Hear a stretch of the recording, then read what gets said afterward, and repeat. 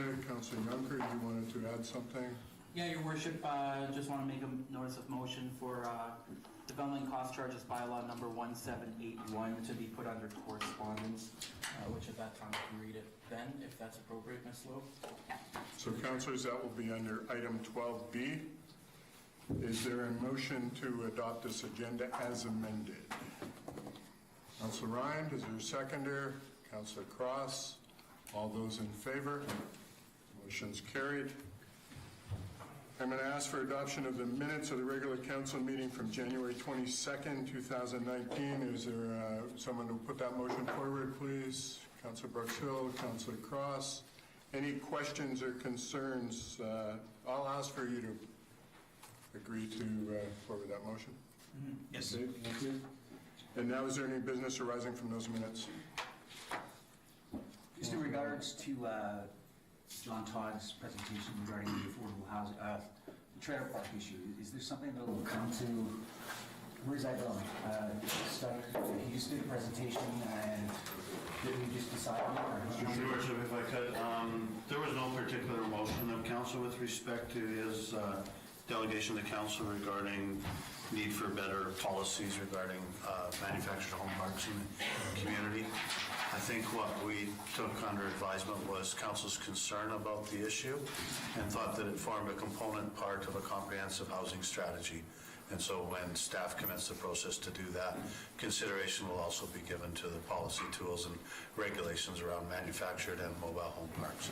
There's no more pressing issues, no more applications in line for trailer parks to be rezoned? I don't believe we're aware of any applications to do that. No. Okay. Any other business from those minutes?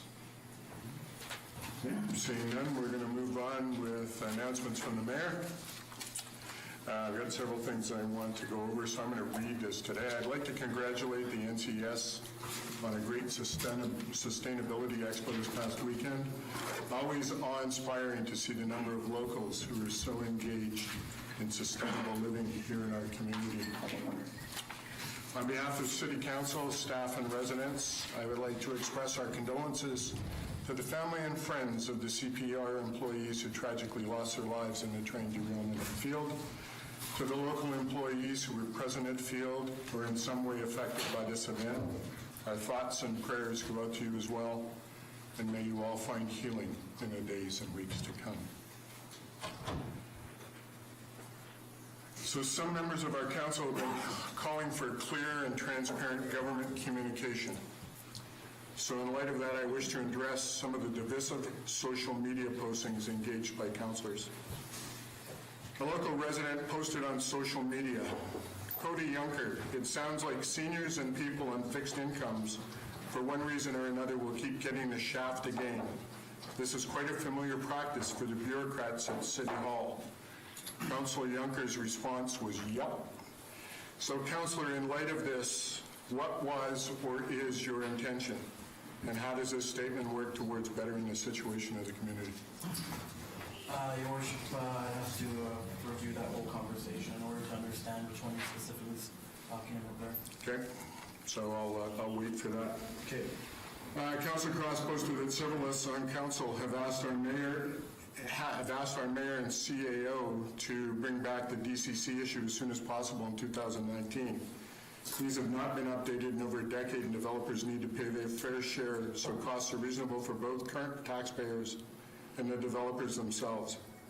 Right now, the DCC charges are way too low. Councillor Juncker responds, Stephen Cross, good points, but until our mayor and CAO decide to bring the DCCs back, they will continue to go underfunded. The clock is ticking, and it may be time for a councillor to put forward a motion, a notice of motion. So what's the purpose of this statement? How can the mayor and CAO be holding back when we haven't dealt with this issue as a budget item? Councillors Cross and Councillor Juncker should know that funding for DCC review is not currently in the financial plan, and they cannot therefore be lawfully commenced until the plan is amended. To simply put this forward without dealing with the financial implications on this would be unlawful. Any comment, gentlemen? Yeah, I'll comment. Your Worship, I think you know, I understand where you're coming from, but I think you know full well I've talked to you about this issue several times in private, and we have been told at different times that it would be brought back. When I brought it up at the sewer fees increase, I was told it would be in the budget, and it isn't. And so I feel let down completely by yourself, Your Worship, and I feel it's poor leadership. And I also feel completely let down by the city, because this is just a fancy way of getting around a very important question that our people need to have answered to have fair taxation. Sure. And I had made the comment before that when we get into things, we would probably look at our OCP, our development rezoning, and then we would deal with the DCCs, so that there would be some healing in the community. Yep, you brought it up to me a couple times in private. You've now brought it up in the public, and I wanted the public to know your comments so that it was noted in the minutes, and so that those who are not on social media can actually understand what's going on here. I think that's a great thing to do. Good. And yeah, I would encourage you to always ask those questions. By the way, I did not see my post as divisive. I saw it as informative. Okay, so we have a difference of opinion on that. Mr. Chabot. Your Worship, just for council's information, I believe there's $60,000 in the draft budget for this year for a DCC review process. I, like you, take exception to the comment that somehow I've been holding this back. Well, I held a different view with council respecting the timing and the need to do this rather immediately. I think I'm entitled to an opinion up until the point in time council makes a decision, and then I need to get on board with it 100%. As you note, until the financial plan is amended to include this expenditure, it would simply be unlawful to proceed with the process to update the DCC if you were going to do it with any cost component, aka assistance of a consultant, an engineering consultant to guide the process. Thank you. Can I respond? Yes. So my concern, Mr. Chabot, as I articulated a few times before, is we spent $100,000 on this process just less than a year ago. And my concern is the longer the delay, the more we have to spend that $100,000 again. And we've had this conversation where I have been very clear that if we bring forward the previous failed bylaw with a better engagement process and with staff advice on how to tweak it, we can avoid spending $100,000 of taxpayer money unnecessarily. I'd just like you to acknowledge that that is a possibility. I think it's reprehensible that we're going to spend $60,000 on it. We need a better engagement process. That's what happened the last time. Okay, so that's well noted. So we'll be talking with staff about that and how we do that going forward, okay? So I'm going to go on to further posts about the budget process and city staff controlling said process. And I ask what the purpose is of these posts. The process is a lot better than we've had in the past, and the current process aligns with our financial plan and budgeting policy. This is only our second year at this, and again, this is light years ahead of where we were. Any comment, any statements further than what you've put on social media that you would like to bring into the light at this point? Yeah. Okay. First of all, anything I put on social media was not divisive, so I just want to make that really clear, since you're implying it was. Sure. I even put the justifications for many of the budget items in there as if I was trying to convince someone to go for them, which in fact, that is part of the process. That's part A. Part B, well, I acknowledge that we are light years ahead of where we were, finance has done a great job, previous council has done a great job. We are not where we need to be, is my point. Okay. And maybe I'm moving a little faster, but Your Worship, I feel we could be doing much better if we had been given a better start in November with strategic planning, as many other councils are, and if we had been given a better start on bringing some other issues back. Yeah, and again, we'll differ on that as we go forward. My last comment is I'm all for free speech and everyone's entitled to it, councillors, but I feel this sort of engagement just inflames and incites discord and erodes trust community-wide. I know that you've already stated you feel it's the opposite, so I'm going to leave it at that. I just wanted to bring this out in the open so that those who are not on social media get a taste of what's been going on. So thank you for your time. We appreciate that.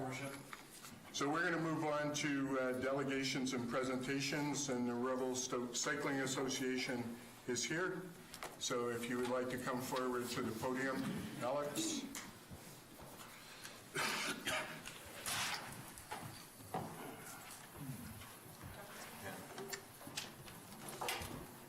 interesting. Hi there, Mayor Souls, Council, City staff, and everybody else that's here. Thank you for allowing the Revelstoke Cycling Association to come before you today to talk about what we do and I guess our request for a bit of city funding for our trail maintenance program. I'm Alex Cooper. I'm the Vice President and Secretary of the RCA.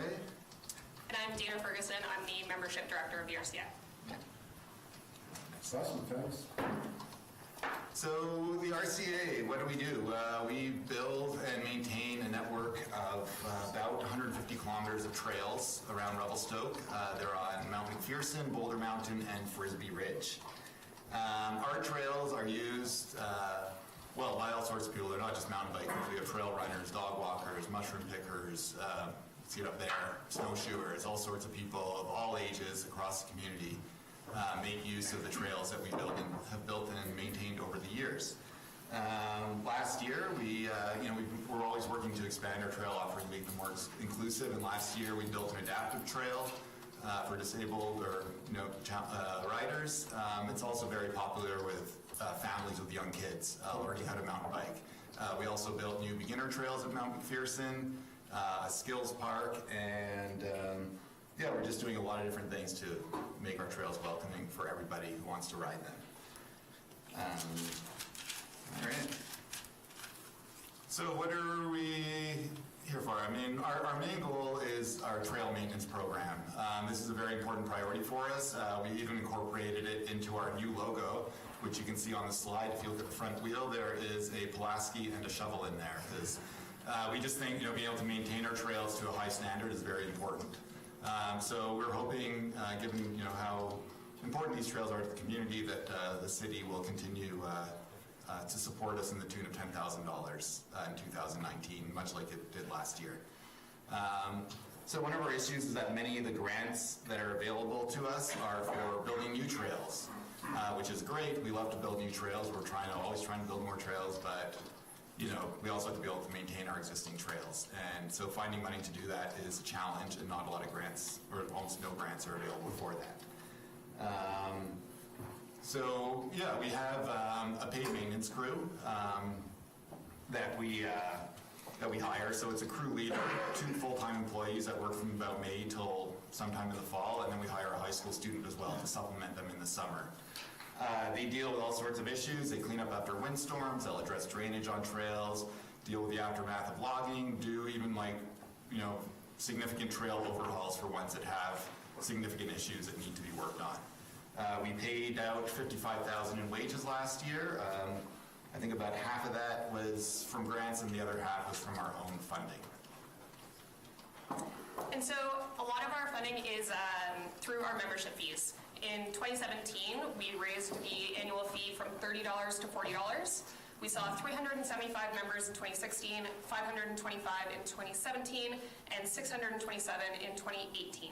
We increased revenues from $19,000 in 2017, up 35% to almost $26,000 in 2018. A lot of our members are Revelstoke residents. About 90% through the years have been Revelstoke residents. But as tourism grows, we are rebranding the membership to more of a trail pass and allowing tourists to come in and pay a membership fee and really give back to the trails that they are coming to use as well. In 2019, we are already at over 100 members.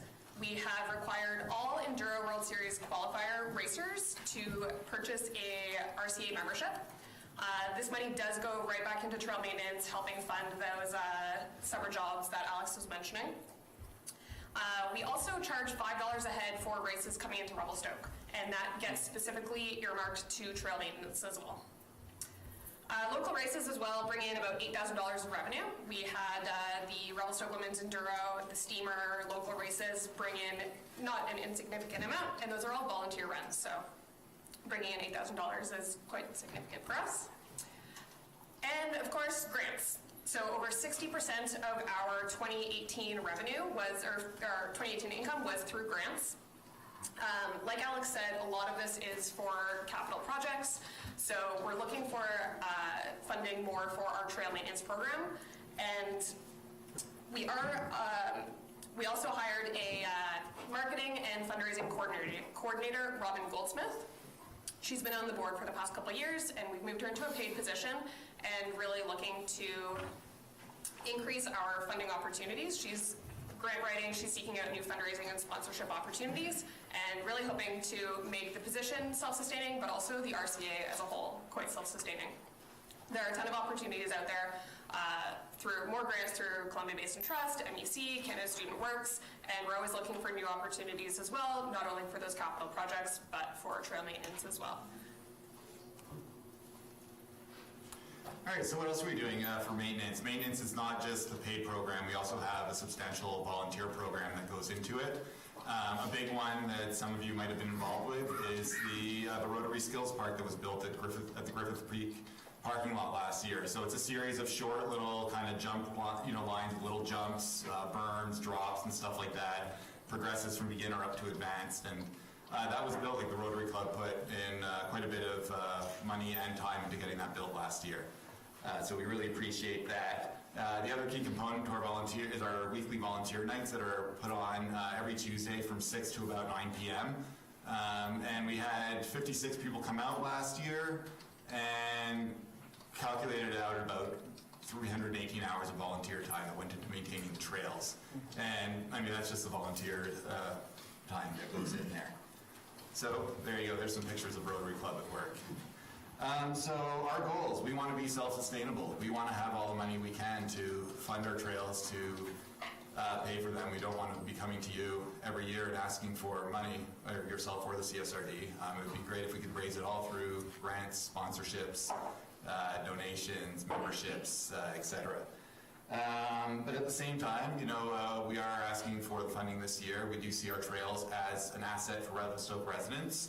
And, as we mentioned, 90% of our membership are Revelstoke residents, so that's close to 600 people, but we figure probably there's a lot of people that aren't members of the RCA that use the trails as well.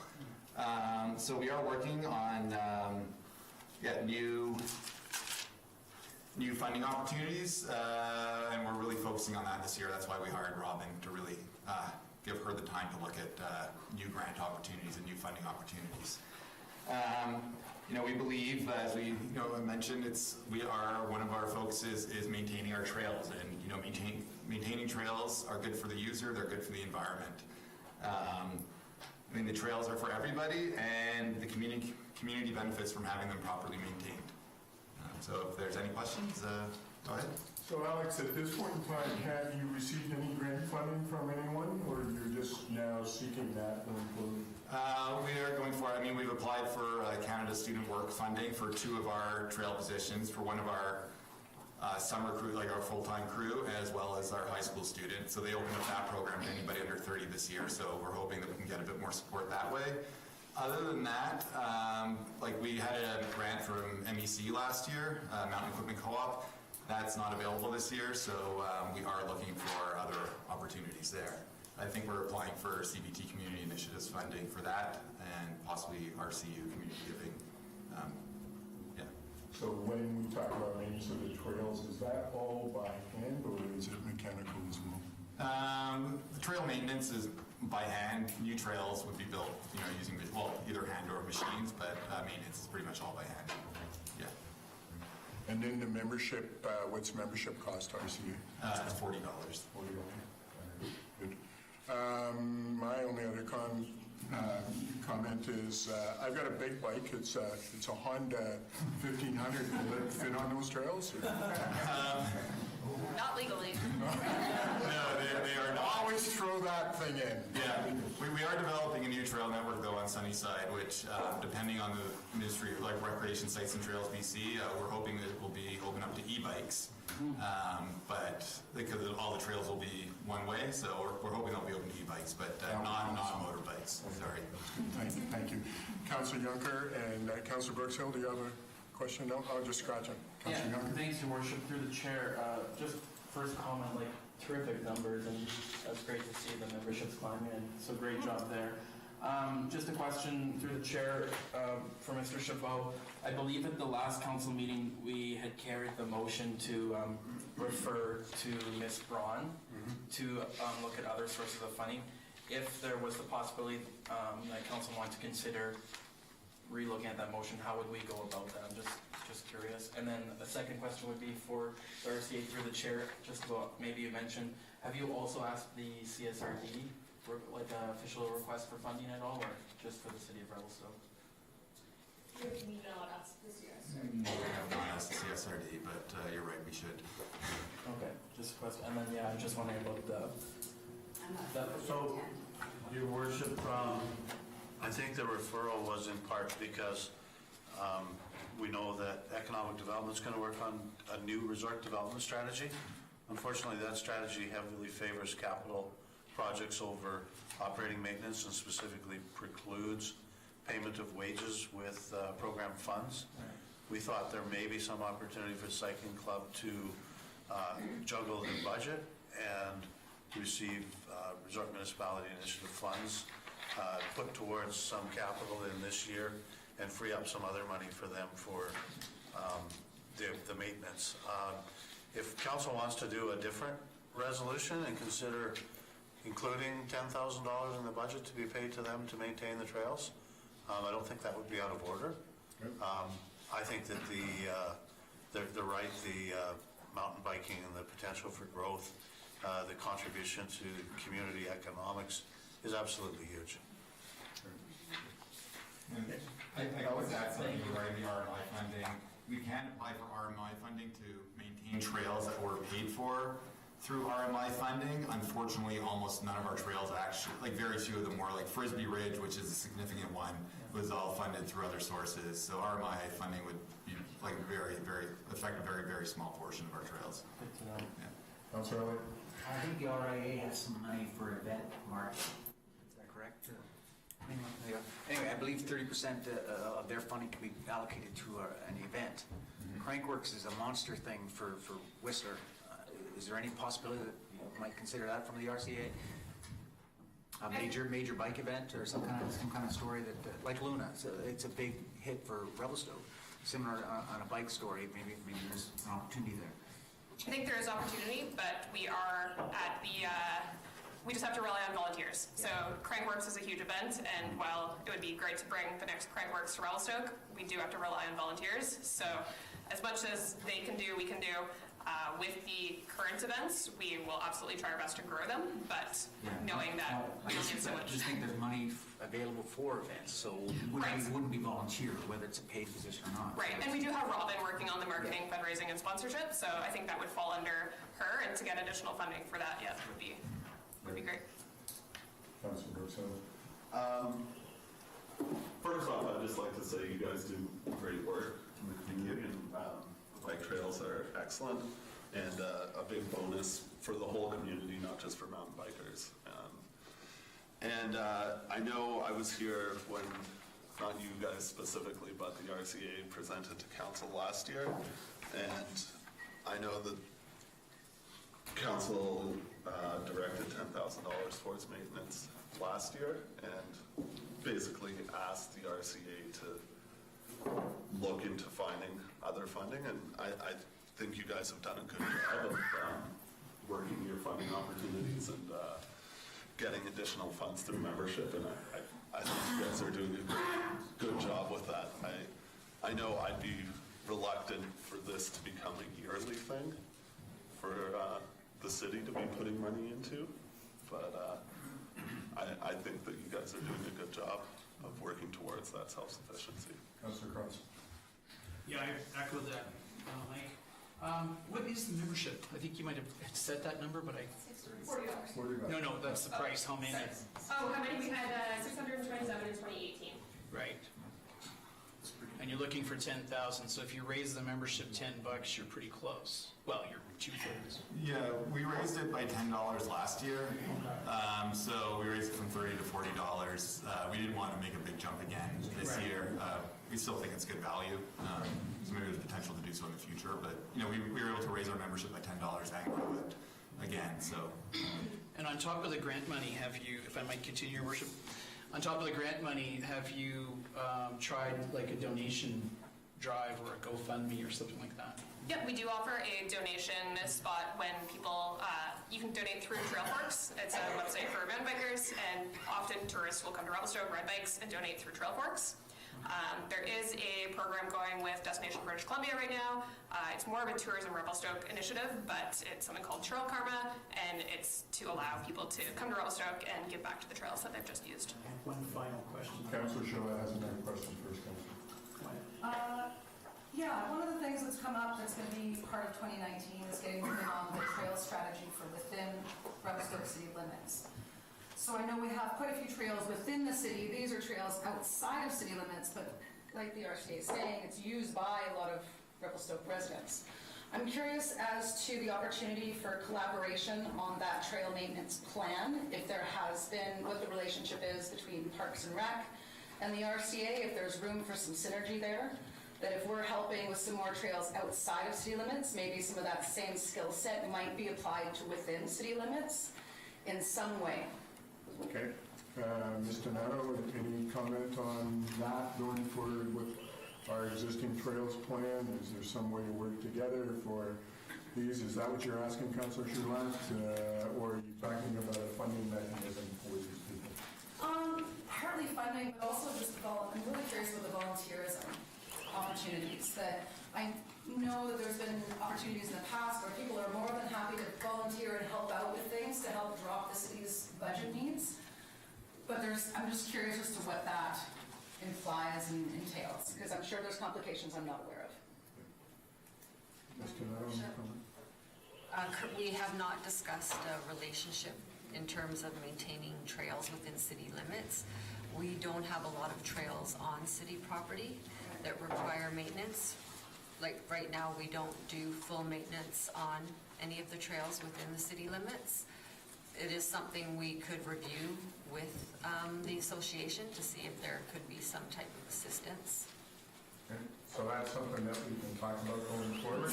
So Alex, because I sit on the CSRD board, I'm really wanting you to present to them as well. So if you can contact the CSRD and ask if you can present to them and see what they would be willing to do as well. Because they may be willing to support in some capacity. I think that would be a prudent thing to do for this council to suggest. And then I'm going to suggest that, if there's any of the councillors here who want to put a motion on the table to just go, pardon me, Ms. Lowe. I didn't mean to interrupt, you can continue. I just wanted to let you know that council should not act on a request from a delegation at the meeting it's at. Perfect. Except until the next meeting, unless there's a 2/3 vote resolution to go forward with that. Okay, so what I guess I'll ask then, councillors, if we can talk about it at our next meeting, put it on, and then we can discuss where we're at. And then maybe at that point, Alex, you can give us your feedback if you've had a chance to communicate with the CSRD about being able to present to them. It may take a bit of time for you to present to them. But in the spirit of you asking for money, I'm going to buy a membership right now, so you can lower that amount to $9,960. We still want 10,000.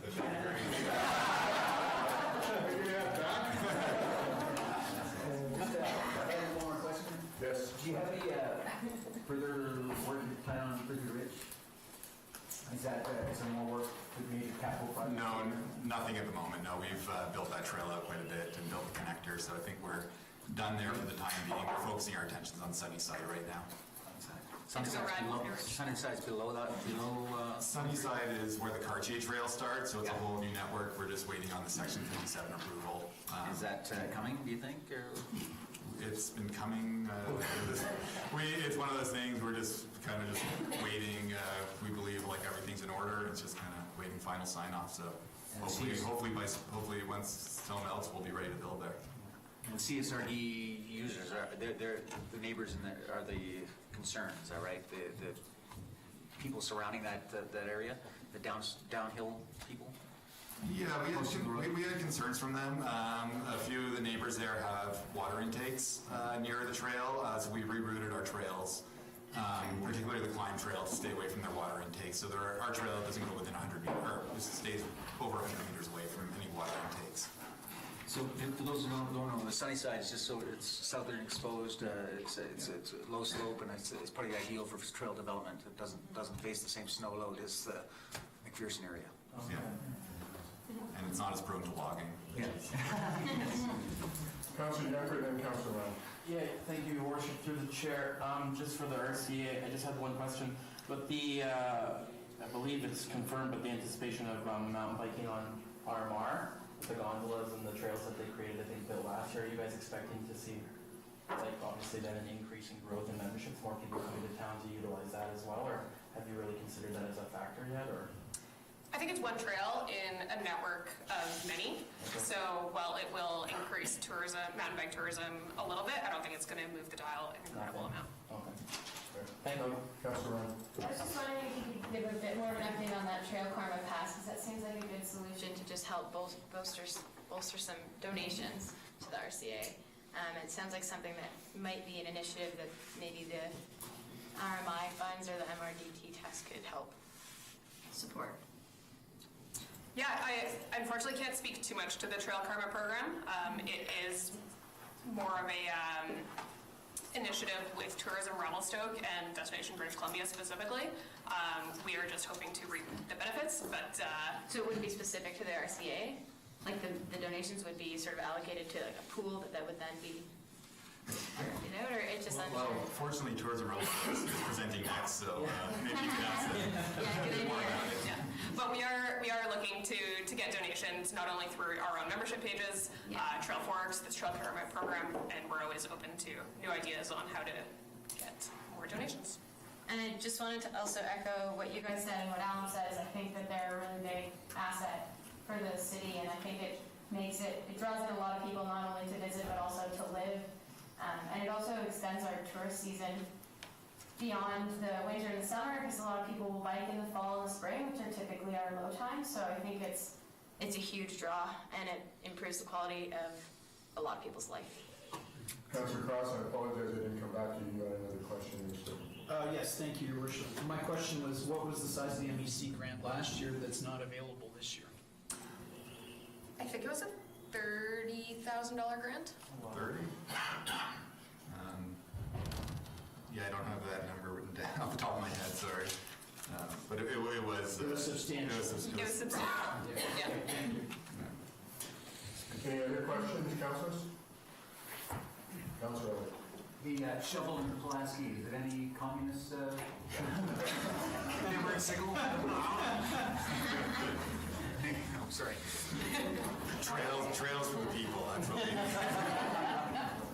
Well, thank you both for coming for the presentation.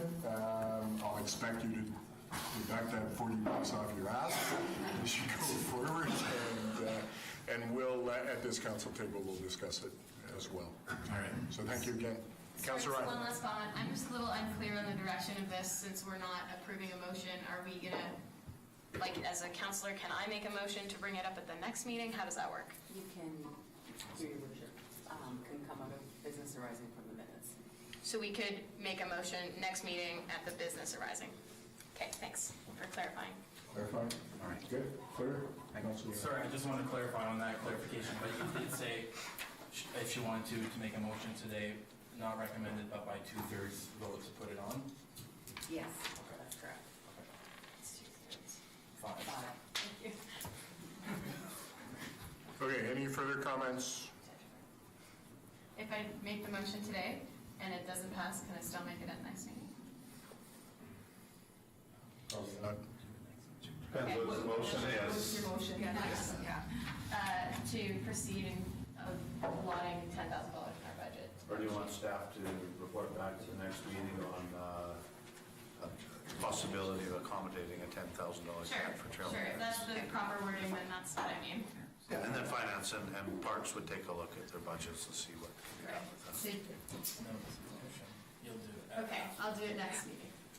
Ms. Lowe is very good at helping with that stuff. Okay, great.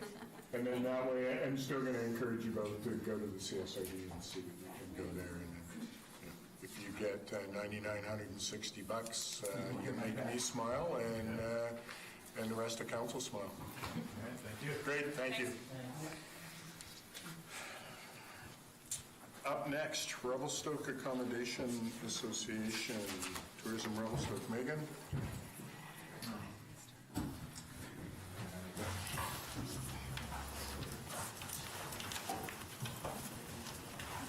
I hand these out to you? It's just an annual report going with the presentation. Why is not a request from me? We're not here now.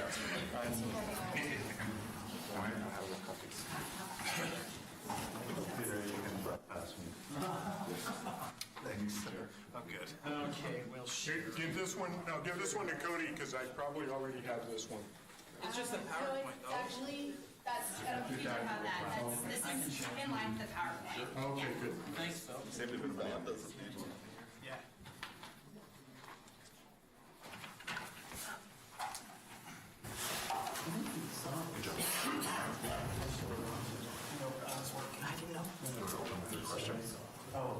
From the previous. Did you guys want me to address the trail karma question, or?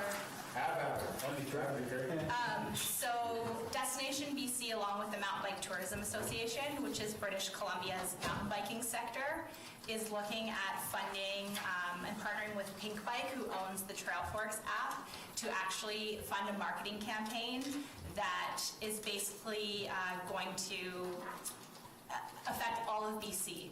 So basically, when you're coming to ride to BC, whichever area you're riding in, you're going to want to donate to the Trail Karma campaign. So it's going to be a BC-wide initiative, but it will benefit all of the different mountain bike destinations in British Columbia.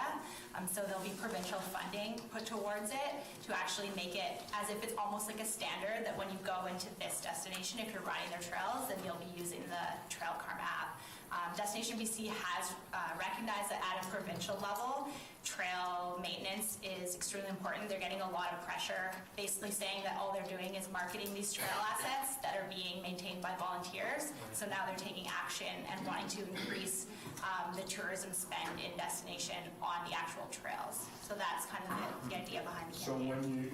when you use this trail app, it automatically collects a donation from the user? It's not automatic, but Trailforks is essentially the mountain biking app that everybody knows.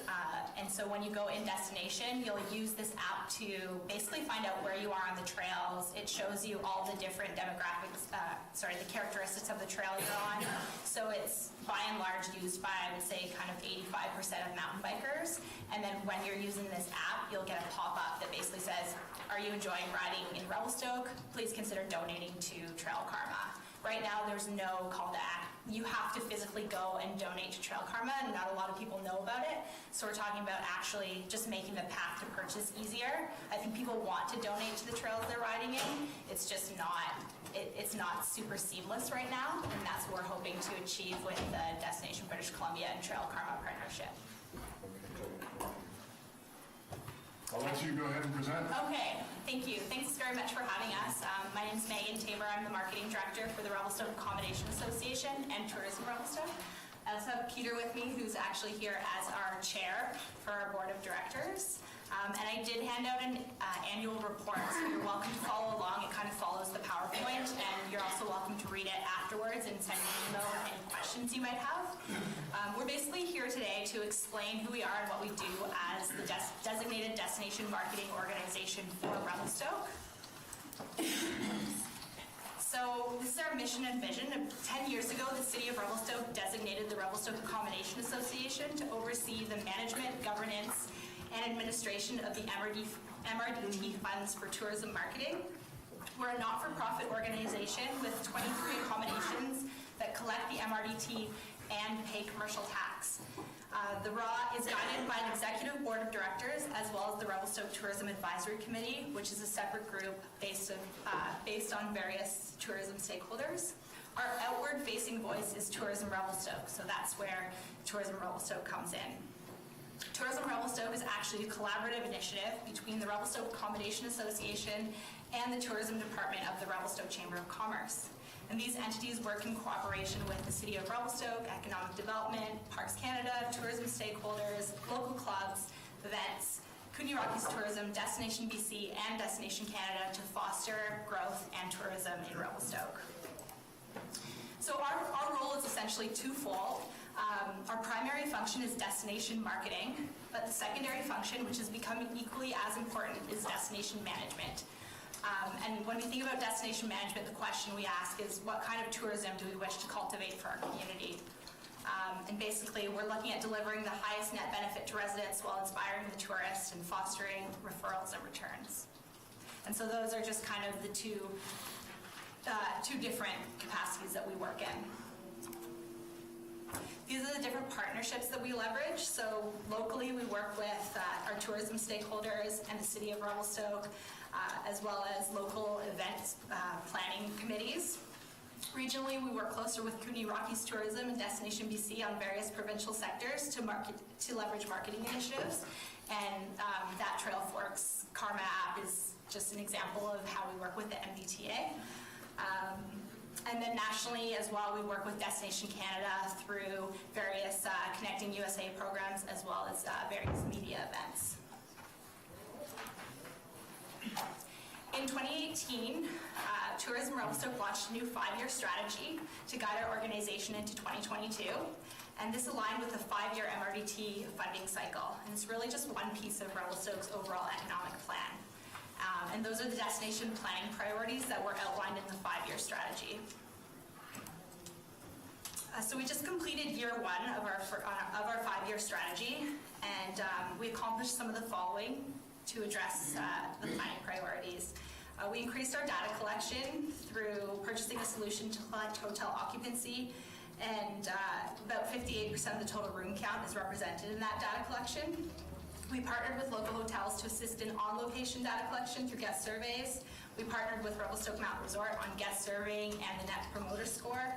And we partnered with the City of Revelstoke on geodata from TELUS, which we're very excited to receive hopefully soon. We addressed seasonality by supporting off-season events and conferences. And we also fostered product development in some new key markets, including birding and craft brewing. We hired C&B Advertising in June 2018 to complete a new visual identity refresh guided by the Revelstoke Tourism Advisory Committee. And we supported an in-destination winter shuttle with increased service for evening in the peak season, as well as supported an increased flight service with operating 3 to 4 times per week in 2018 with a 73% occupancy rate.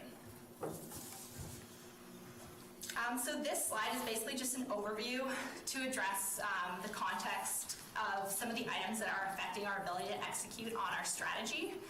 In 2018, we began very strong in January and February, likely due to some great snow. We actually saw our largest growth in February of 2018 of the MRDT of 43% over 2017 of February. We saw steady growth in the shoulder seasons of April and May with 16% and 10% respectively that show our efforts to address seasonality are paying off. August had disappointing numbers, likely due to the forest fires. We were down about 10% in MRDT, and that is pretty much on par with the rest of British Columbia's tourism marketing efforts as well. The year ended with increases in hotel average daily rate and revenue per available room year over year. The impact of short-term vacation rentals became extremely apparent in 2018. As the year progressed, we consistently heard from our restaurants, activity providers, and experiential operators that 2018 was a year of very significant growth for them. On the other hand, the same growth was not experienced in the hotel accommodation sector. We actually saw a 6.9% decrease of occupancy for the entire year of 2018. Definitely still remains a challenge to attract large-scale conferences due to our facility limitations. And although it seems like we may have a lot of funding, this is actually short-term, variable, and fragile given the tax structure. Other than the MRDT, there is no secured funding or resourcing, which makes it a challenge for us to plan medium to long term. And short-term vacation rentals are not contributing to this funding. So just going into some of our marketing initiatives and how we support the community. So these are kind of some of the events that we supported this year. Luna brought in about 8,000 people. Single Track 6 brought in 215 racers and crew members, which doesn't include their family, friends, and supporters. Their estimated impact for the one day in the community was about $100,000. The Trans-Selkirk Run was in August. It was a 5-day stage race. We welcomed 108 racers and 30 crew, plus all of their friends, family support, and their estimated economic impact was $300,000 to the community. We also supported a fall hockey tournament that was put on by the Revelstoke Grizzlies. That brought 10 teams with 18 players plus their families and scouts and extended families, which generated revenue for local businesses in a very slow season and raised $4,000 to put towards a scholarship fund for less fortunate players. We partnered with many local stakeholders on a variety of consumer shows. And our digital marketing efforts have seen great success as well. You can look at the last page of your annual report to just see a more detailed scorecard for digital marketing, but basically our website traffic grew by 28% overall. Our hashtag was used over 10,000 times in 2018. We grew 57% on Instagram, and we had over 7.9 million impressions on social media. We do still engage in many different traditional marketing initiatives as well, including external print and magazines that go outside of Revelstoke, as well as internal print. So we support the Revelstoke Performing Arts Center to print their street festival brochures, as well as their brochures for their series that they do all throughout the year. And then we have 2 billboards as well that promote downtown Revelstoke as a call to action.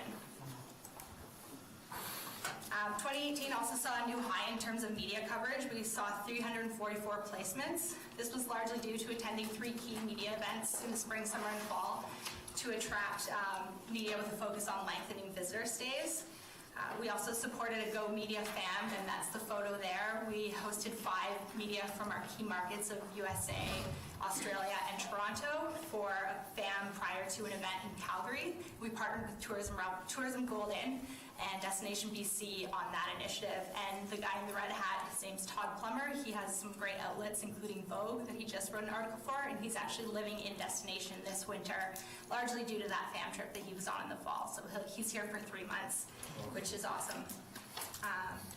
And then finally, I just wanted to acknowledge the Chamber of Commerce. I'm not going to touch too much on visitor services because they're going to be presenting in March, but I do want to let they know how much we appreciate their visitor servicing, and we do support them to the tune of over $90,000 for this service, and they do a great job, and they'll be presenting in March.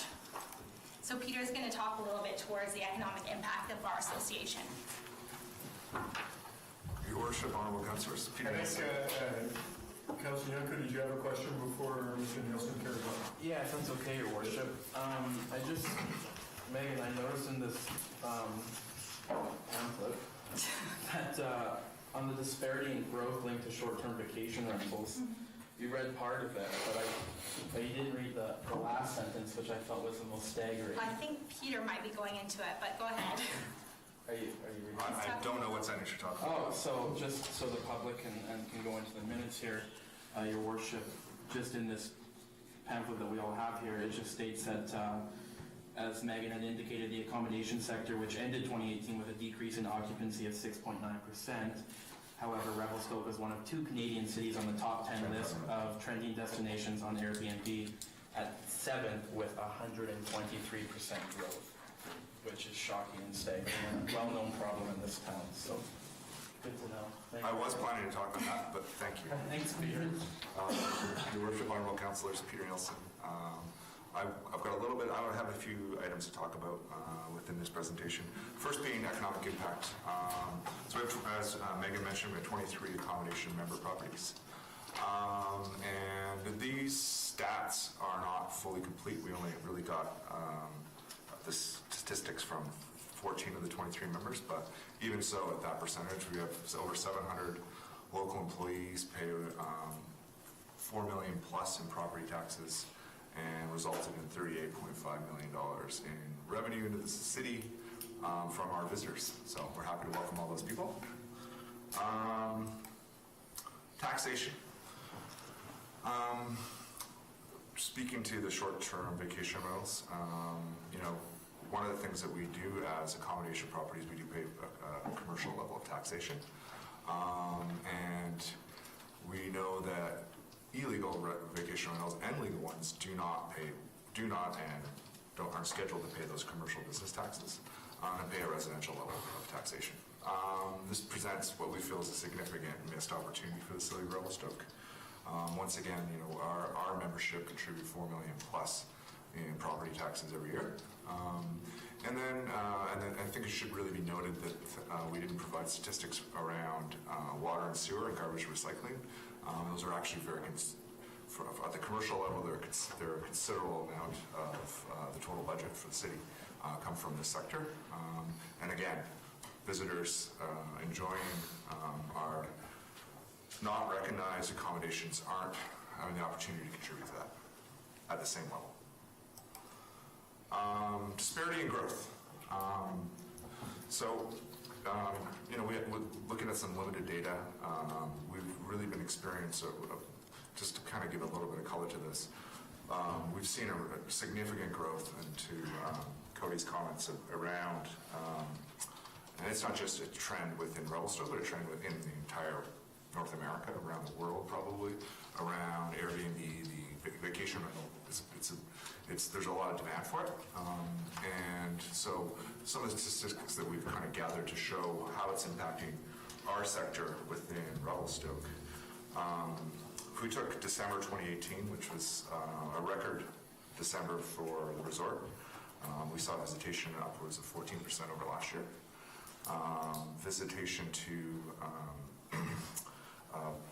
among sledders was up significantly over last year. Our overall hotel occupancy was down by 1%. So where were they? Where did these people come from? Where are they staying? It's not a complete study, but I think it demonstrates just the impact that it does have. And overall, hotel revenues are actually, individual hotel revenues have started to show a decrease, particularly using the year 2018. And why is that? When our partners, our restaurants, our experiential activities are showing record seasons. I think we all know the answer to why that is.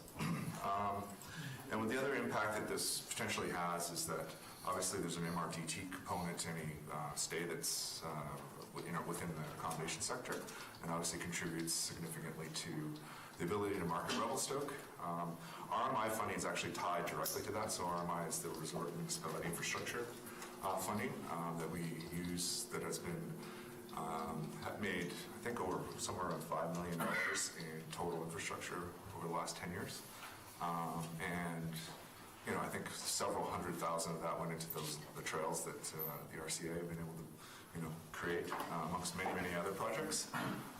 When we see decrease in occupancies in our sector, we see a decrease in MRDT funding. We're going to see a decrease in RMI funding because they're linked.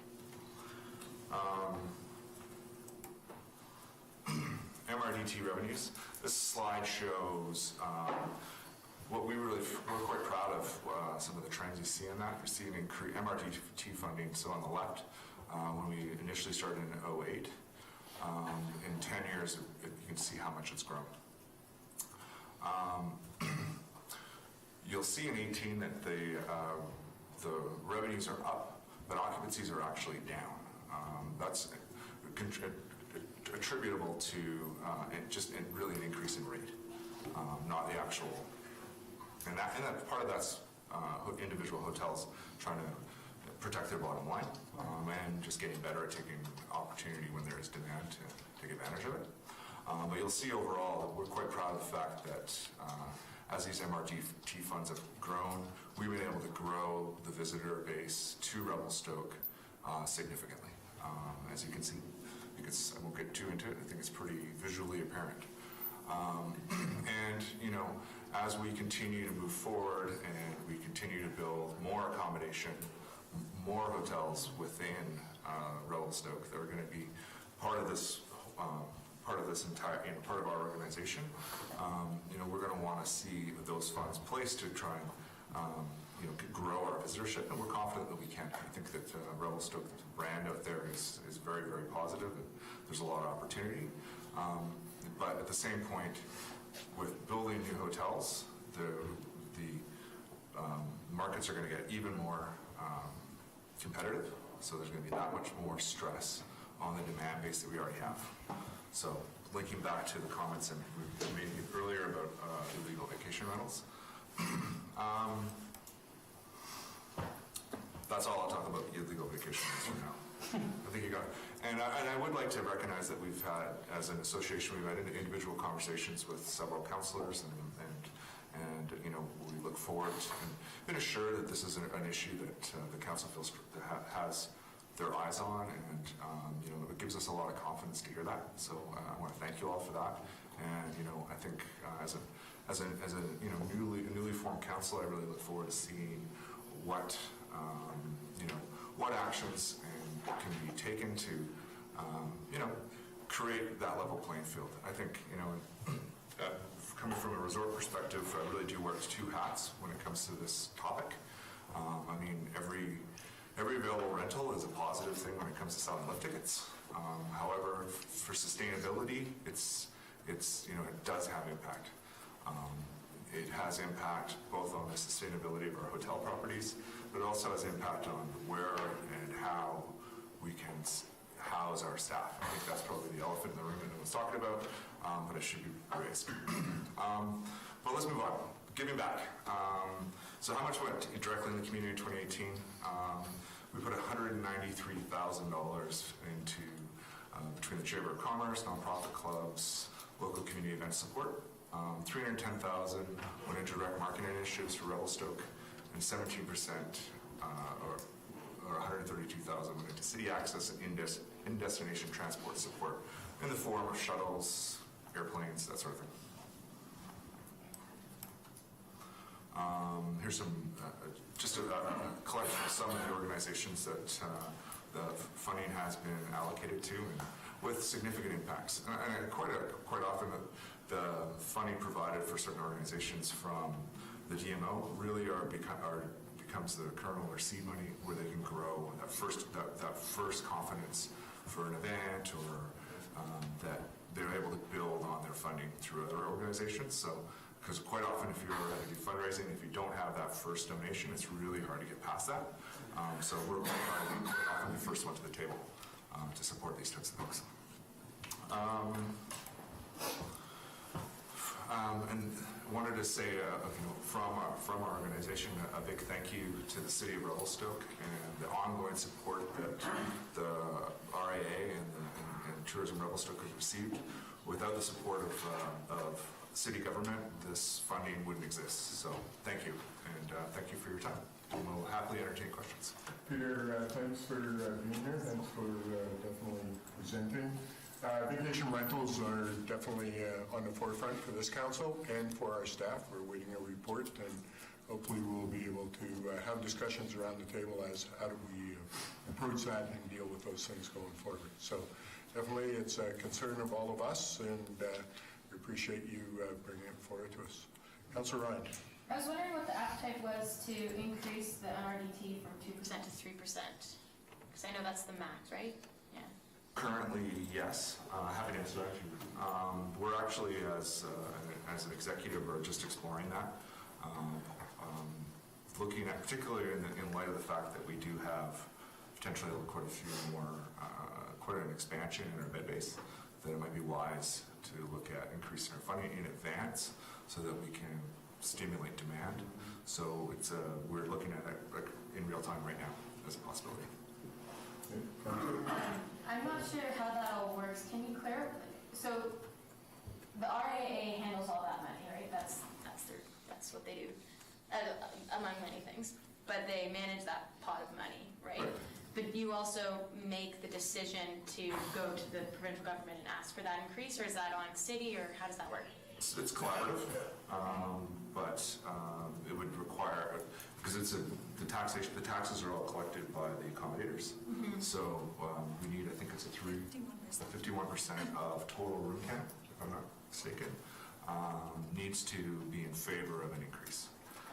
Then there's a process you go through that you apply to the province for the right to do it. You have to resubmit a strategy based on the new funding that you're anticipating getting in. What are you going to do with that? And Mr. Bowden, do you want to carry that up? Your Worship, just a minute, there's a couple of different ways you can go about, and it is who is a designated recipient as well, and who's eligible to be one. In the case of Revelstoke, the city is the designated recipient, but it pays 100% of the funds received over to RAW, who then manage the spend on tourism marketing. And it's 50% of the rooms representing at least 50% of their assessed value necessary to trigger the. Thank you. Yeah. That's a much more accurate statement than mine. In some communities, the designated recipient is the destination marketing organization, and then they've foregone the opportunity and the requirement for local government to manage and have oversight on the funds. Councillor Young?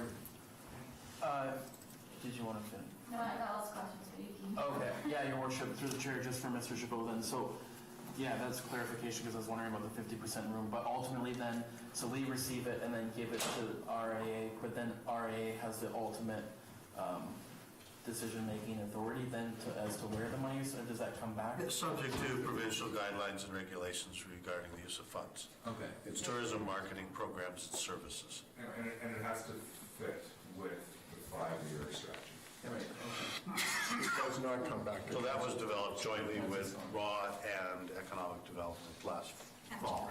Yeah. Correct, and and we've formed a stakeholder committee to help advise that, so that it's not, it's not just a bunch of hoteliers in a room deciding the fate of all these funds. It really is a collaborative approach with the community and tourism stakeholders to get everybody's input as to what the priorities should be. Councillor Ryan?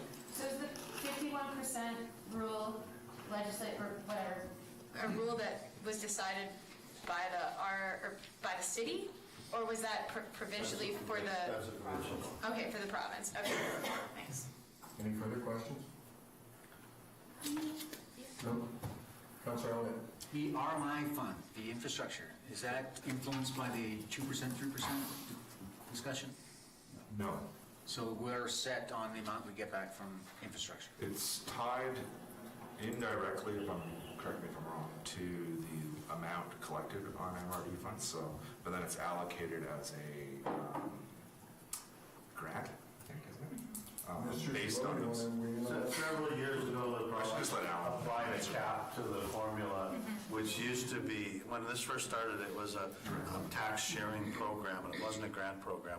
With the HST, the hotel room tax, that the original RMI funds were based on, got wrapped up into the HST, and when that fell apart, the province just put the provincial sales tax on hotel rooms, and then they decided to cap the monies paid to the 14 resort municipalities, which is really unfortunate because we and all the others pretty much would be receiving an awful lot more money for investment in tourism infrastructure, programs and services if they hadn't capped it. But just this year with the renewal, they've announced a return to a modified performance-based formula where they're going to take your 3-year rolling average and they will credit you with increased funding amounts in future years with growth in your tourism economy. But on the other side of it, some of the smaller communities, Valemont, Kimberley, Radium, Invermere, they guaranteed them an absolute minimum amount of funding. And that was $100,000 per community, and that came out of the capped amount initially. So I'd like to see it uncapped and return to formula. And it did follow. It was either at the same as your MRDT or 1.5% or 3% of the provincial tax collected, depending on a formula basis, the number of accommodation beds versus resident beds in your community on a sliding scale. Councillor Elliott, you have another question, and Councillor Ryan is first. Just on the volume reduction in, you said it was 1% decrease over last year on total? Just in December alone. Just Yeah, in so the only hard stats we have, other than the occupancy, like we know we do from the hotel data, we get the occupancy rates every month. So I can see that we are down 6.9% year 2018 over 2017. But December, we actually got hard stats from the resort, 14% growth, and I also went to the Snowmobile Club, who said they were up 1,400 riders, but the single occupancy rate in December was down by 1%. 6.9% over the year, 1% in December, but showing a 14% increase at the resort, so that's like a 15-degree disparity, essentially. So the volume of rooms that have increased with new hotels haven't affected that number, or? Some of that impact would be wrapped up in new hotels.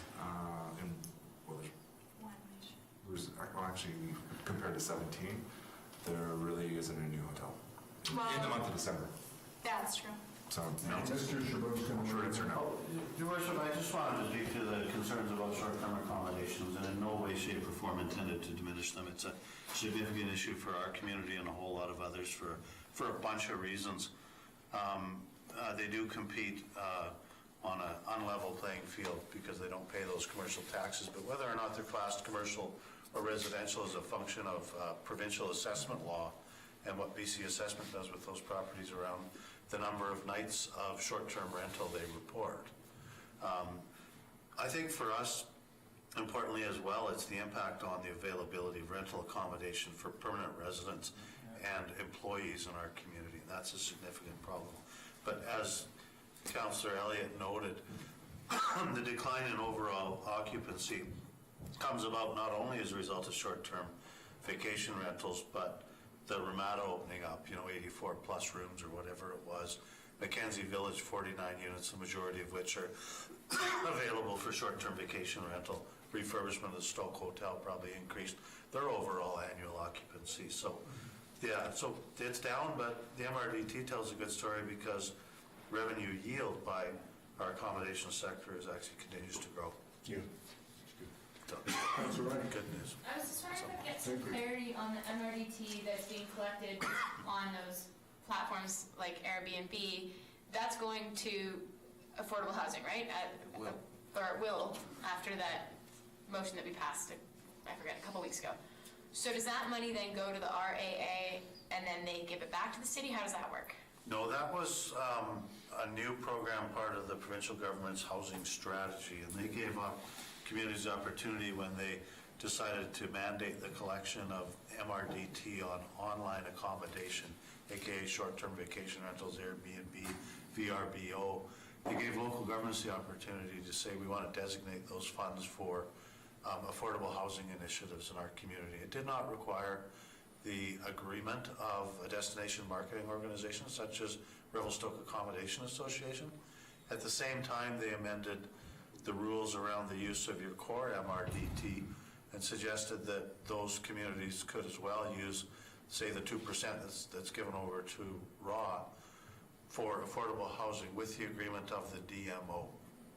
Council, when we recommended it to Council, it was to preserve the core usual funding for RAW, but to take the incremental additional revenue through online accommodation, designate that for affordable housing. And we think that RAW understands that affordable housing is an issue that confronts the tourism industry as well. And we need to do something about it jointly. Yeah, just as a clarification, it is only Airbnb right now that has signed a contract to collect. No other online platforms are collecting. But the province, if they had the resources, could pursue the others under the legislation. Correct. It's just Airbnb's volunteered and said anybody signs up with us must do.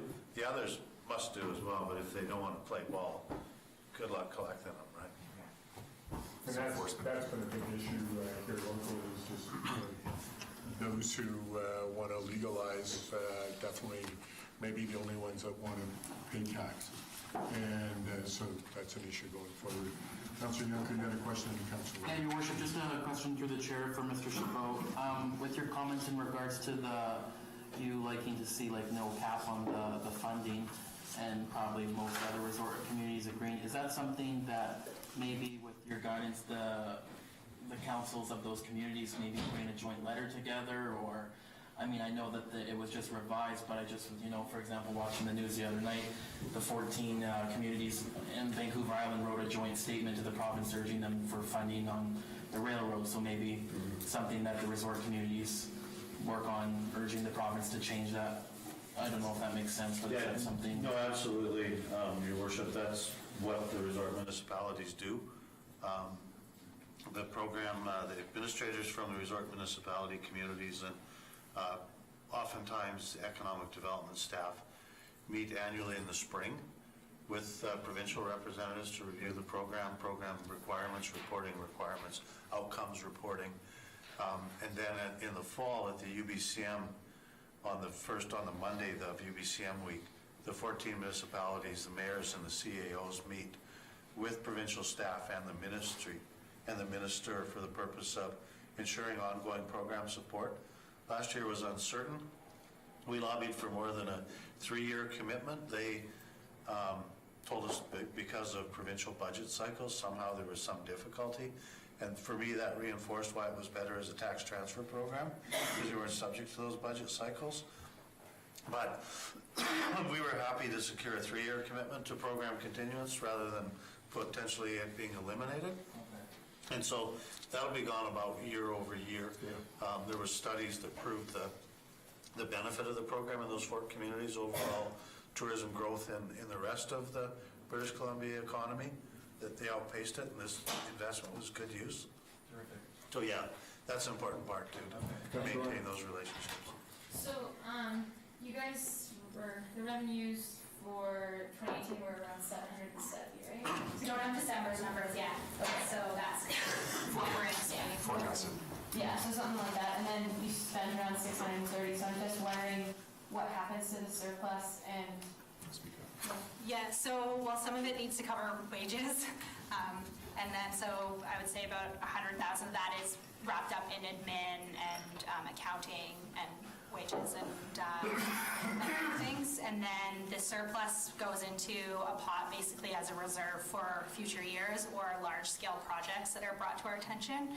If there's, a big movie company, for example, coming in and needs like Sherpa Cinema or something and has a big request that we think is worthwhile, then that hasn't been actually budgeted in the 2019 budget, then we look at that reserve funding to use for some of those larger scale projects. Councilor Cross. What is that reserve fund sitting at? I think we're around 400,000, which actually is not a lot of money when you think about the amount of some of these larger scale projects. No, the marketing you guys do is expensive marketing for sure. If you want to have reach around the world, that's expensive stuff. Thank you. Councilor Brooks Hill, did you have a question and I missed you? No. Okay. Councilor Elliott? Just the BC government, the provincial marketing destinations BC, they have a formula or a template maybe, and we're part of that. We've got some big profile in that branding. For Destination British Columbia? Yeah. So Destination British Columbia is basically our governing body. The way it works is it starts with Destination Canada, then Destination British Columbia, then Kootenay Rockies Tourism, and then Revelstoke. So the way we access that funding is basically up the food chain. So if we want to access a Destination BC funding, a lot of times we'll just go through our regional body, which is Kootenay Rockies Tourism.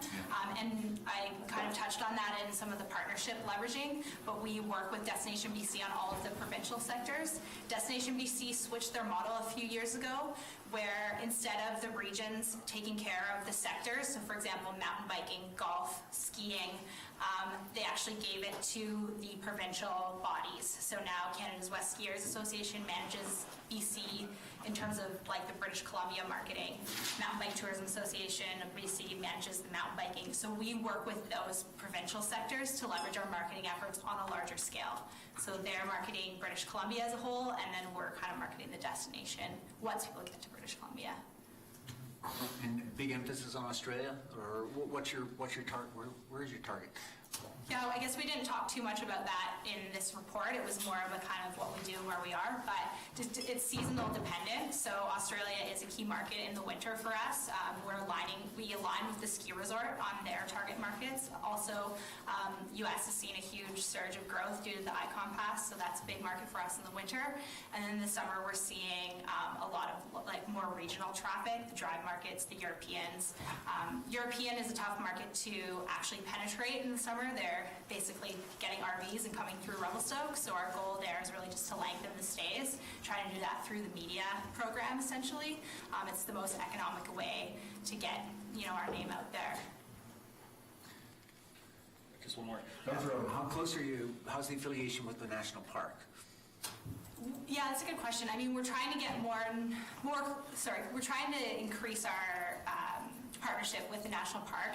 It's hard because their marketing is actually done federally and they don't actually even have a marketing budget necessarily. So we do try to work very closely with them. I think there is a bit of a missed opportunity because I know there's a lot of people going to the summit of Mount Revelstoke that aren't necessarily coming into Mount Revelstoke National Park. The Chamber of Commerce will touch on this a little bit more in their presentation, but the Visitor Center has implemented a roaming visitor services program where we're actually sending Visitor Center staff up to these locations that may not that visitors may not come into downtown and may not know what Revelstoke has to offer. So we did send roaming ambassadors up to the summit of Mount Revelstoke this year with, in partnership with Parks. They knew we were up there. They were proponents of the program and basically talking to people up in the parks who may not come into Revelstoke. There's a huge opportunity there. The parks see around 800,000 people go into Mount Revelstoke National Park every year. Any other questions, councilors? Well, Megan and Peter, thank you for presenting. We appreciate the work you're doing in the community, and just so you know, your concerns are our concerns when we deal with vacation rentals, and we'll try and accommodate that in upcoming meetings. So thank you again, appreciate it. Thank you.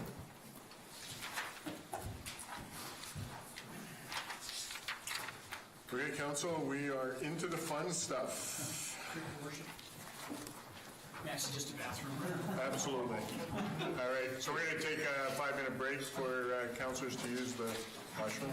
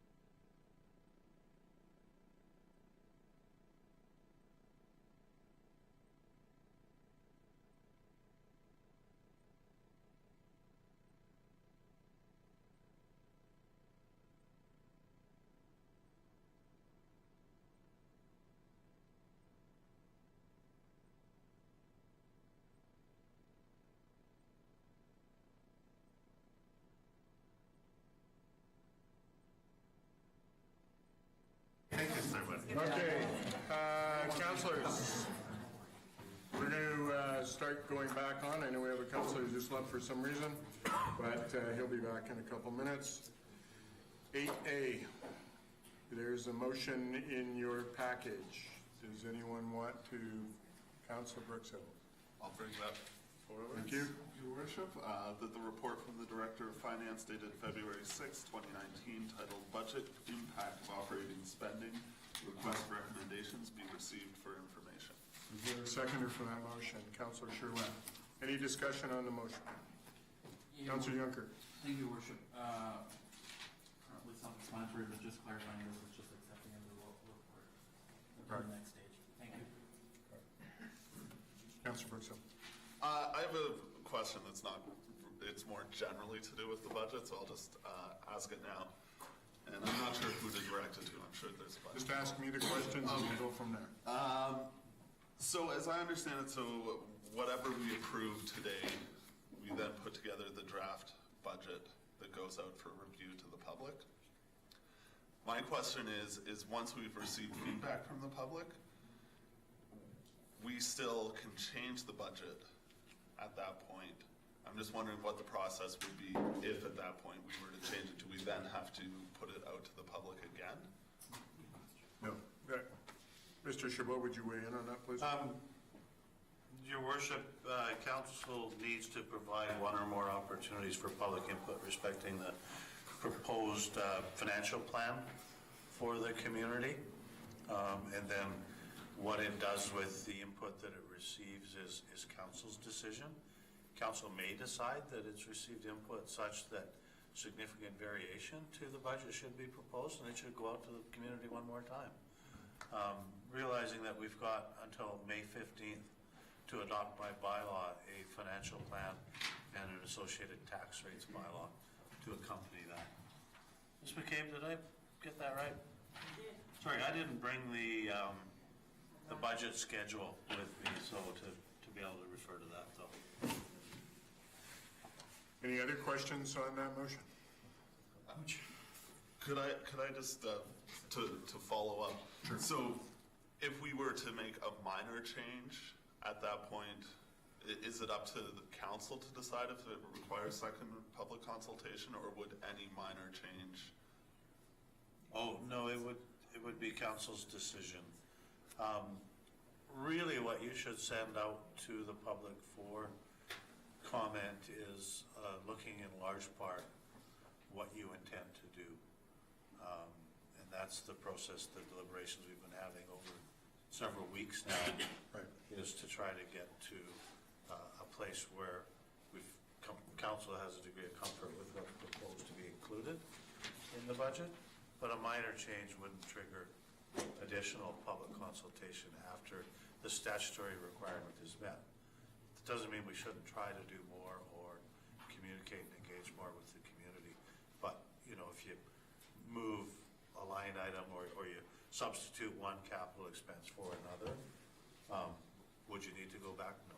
Yeah, that makes total sense. Any other questions? Does that answer your question? Yes.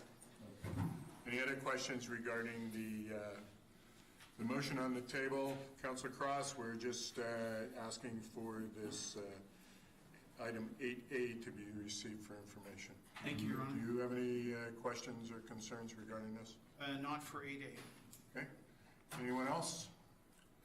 So I am going to ask the question. All those in favor? Motion's carried. Thank you. I'm going to move on to 8B, long-term financial plan. Item number 1. Is there someone there that wants to put that on the table for discussion? Councilor Ryan. That the core departmental operating budgets as presented, representing a 2% operating increase in property taxes, be approved. Is there a seconder for that motion? Councilor Charlotte. Any discussion on that motion? Councilor Cross. I'd like to table an amended motion, Your Honor, that council consider reducing this to 1%. So is there any appetite for a seconder on that? Are you making that motion? I am making that motion. Is there a seconder for that motion?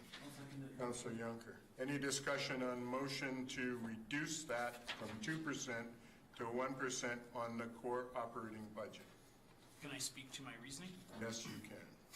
So, fellow councillors, my thinking here is that I understand we've got some costs that are not within our power to change, but I also think 1% gives the city enough to work with for those costs. It creates a little downward pressure on creativity. I think that would be a good thing to do at this point in time. Ms. McCabe, do you have any input as to what the repercussions will be reducing the core budget to 1%? 1% increase. It would effectively create a deficit for the year. We can, if we have accumulated surplus from prior years, to fund it, we can do that. We can't actually create a permanent deficit, but a short-term one will be funded from accumulated surpluses. And so that deficit, can you give me a dollar figure? Well, would be around, well, right now, I think the surplus is sitting at about $8,000, so removing 1% would be removing $115,000. So we'd be looking at about $100,000 deficit for the year. 107,000. Any other comments or questions on this motion to reduce to 1%? Councilor Cross. Follow-up question through the chair for Ms. McCabe. So, Ms. McCabe, what's the size of the core budget in total? What's the spend annually? Oh, 22 million. 22 million. So in $22 million, you're saying that the city could not find $100,000 in savings somewhere to avoid a deficit? We certainly would try. I've shaved already $200,000 out, which is almost 2%. So in actual fact, the core ask, if you don't include the employment tax, is about 9.9% for core budget. So you're effectively saying no core budget increase, and we do have to increase the wages, obviously. So, we would certainly make an attempt to find it. The downside is if we can't, then that would be the downside. I would hope to think in a $22 million budget, we could find $100,000 for a year. I think so, but we actually have already gone through as a management group quite a detailed process of trying to shave as much as we can. Rather than coming to council with a wish list, we've come with what we think is a very practical budget. We're not asking for more than we actually need in case council cuts it back. We've actually come with what we need. Councilor Dunker. Thank you. Thanks, Your Worship. Just a question, Your Worship.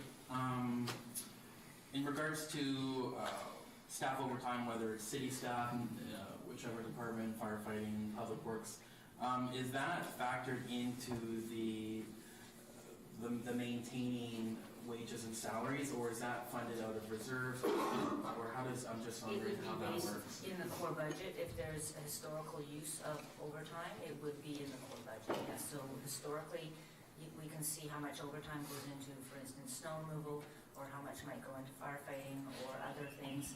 And so, yes, that would be built into the core budget. Yeah. Okay, thank you. Any, Councilor Elliott? So keeping it to 1%, you're saying we'll operate as is according to the plan and not really going after savings, we'll just take it from the reserves. So even... No, accumulated surplus. Yeah, so there's no real efficiency of taking it to 1, because it'll come out of the surplus funds that we have. Yes, because otherwise you've got an effective decrease in the service levels. So that's what we're getting to. You need to get to service level and what we want to guarantee or what we want to provide. Mr. Chabot. Your Worship, one would hope that there's $100,000 or so you could find to save in a $22 million operating budget. But if they aren't, what the motion leads to creation is a structural deficit in your budget, which long-term, year-over-year, has implications for tax rates and service levels. Yeah, it just continues on and on. Any other comments? Councilor Cross. Councillor Elliott, you make a good point that I respect, but I would be wondering if I could ask Ms. McCabe again. So what is the size of that reserve fund? Right now, we try to maintain it at about 6 months of operating expenses. We're not there yet. It's at about $3 million. $3 million. So if we tap that for $100,000, if we have to, this particular year with everything else on the table, that's not a big deal. No, in my opinion. Assuming that you don't have anything unexpected expenses coming down the line. Unfortunately, I can't see into the future, so I can't predict what's going to happen as far as large operating expenditures. We could have a culvert go there's all kinds of things that could potentially make that a problem. So it's not advisable to budget so close to the line that if you do have something go horribly wrong, that you don't have the funds to do it, to fix it, basically.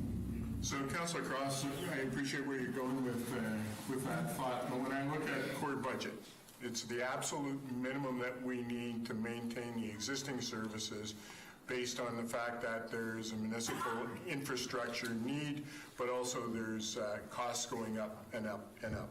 And so when I look at it and say, you've already cut this core budget from the want of 3% down to 2%, now you want to reduce it down to 1%, I'm looking at it and saying that deficit going forward in the long term could be absolutely detrimental to the community.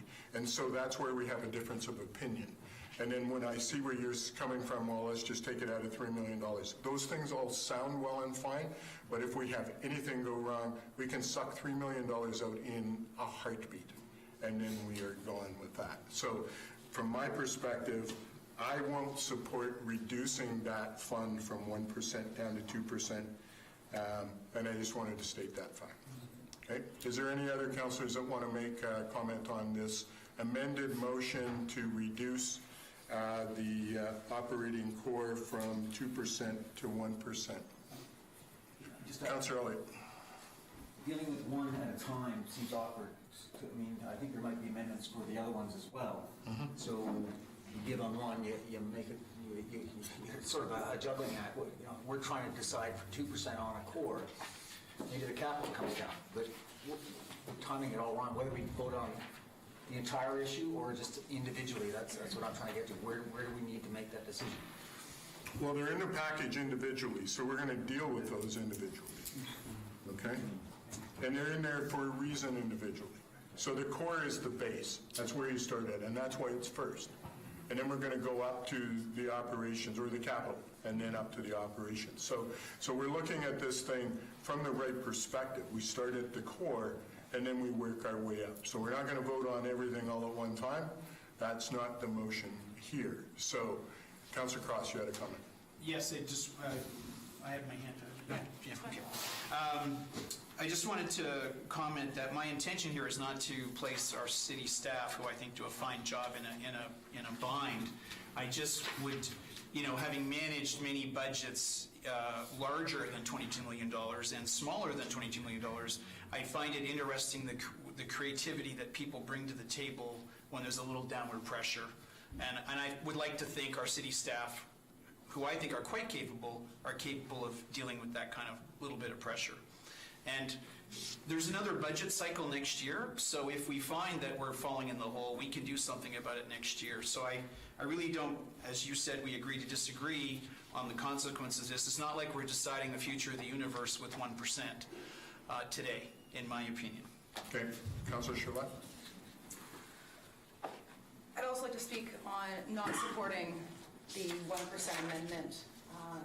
With all due respect, Councillor Cross, I think I know where you're going with to create that downward pressure, and I think during the committee of the whole meetings, we were able to have that conversation with reducing that core increase from 3% to 2%.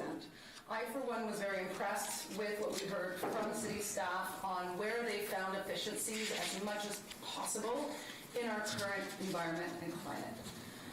Revelstoke is facing so many different pressures. I want to make sure that our departments are well-staffed and properly funded to be able to hit those challenges head-on and make some progress for our city so that we can increase our revenues through more development, through more efficient operations. And if we can do that, then we'll be feeding those reserves and we'll be able to move forward in a more healthy way.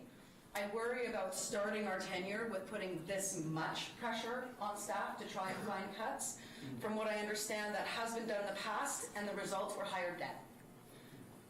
May I ask if there's any other councillors that want to weigh on this before I go back to Councillor Cross? Councillor Barksdale. I also won't be supporting this amended motion. During the committee of the whole, and going through the budget process, I was very impressed with city staff's ability to keep this increase so low. There's 1.1% increase just in MSP, 0.5% increase due to the increased level of RCMP last year, which brings us to 1.6%. that's before the increase in wages, that's before the increase in, what's it called? Cost of living. CPI. Yep. And so having the core increase was 1.9%. Having, we already eliminated the increase in funding for vehicles, which I think was a mistake because I think it's planning to borrow money for vehicles is poor planning. And so I voted against the decrease from 3% in the core down to 2%, and I certainly won't support this amended motion. Councillor Junker? Thanks, Your Worship. Through the chair, question for Ms. McCabe, if I may. Yes. The fringe benefits that you had mentioned, the reduction of the, I can't remember exactly what you said, I think it was over 200,000, something in that range. Can you further elaborate just to council exactly what that was? Like, my understanding was we weren't using that money, it was over budgeting there. Am I correct in understanding that? Which is why I trimmed it out. So Right. that was one of those savings, so to speak, in the sense that the budget had built into it some extra room Right. that wasn't required and wasn't supported by the numbers I had. And so I've cut that down. And so that was one of the things where that's why you don't see as high of an increase for core this year, because I found that savings. It's money we weren't spending, so therefore we shouldn't be taxing for it. So then I removed it from the budget. So, if I may, Your Worship, just further to that then, in the past few years then, when the city has been charging that or carrying that in the maintaining core budget, then over budgeting there, where are those funds gone? Have those gone into the surplus? Yes, So those have into the been surplus. building? Yeah. And, okay. That answers my question. Thank you. Any other questions from councillors? Councillor Cross? I would just ask Alan Chabot, our CAO, or Tanya McCabe, our CFO, when do our citizens benefit from all the growth we've had for 10 years? We've had tax increases in total that have outstripped cost of living by a factor of at least 2 a decade in a row.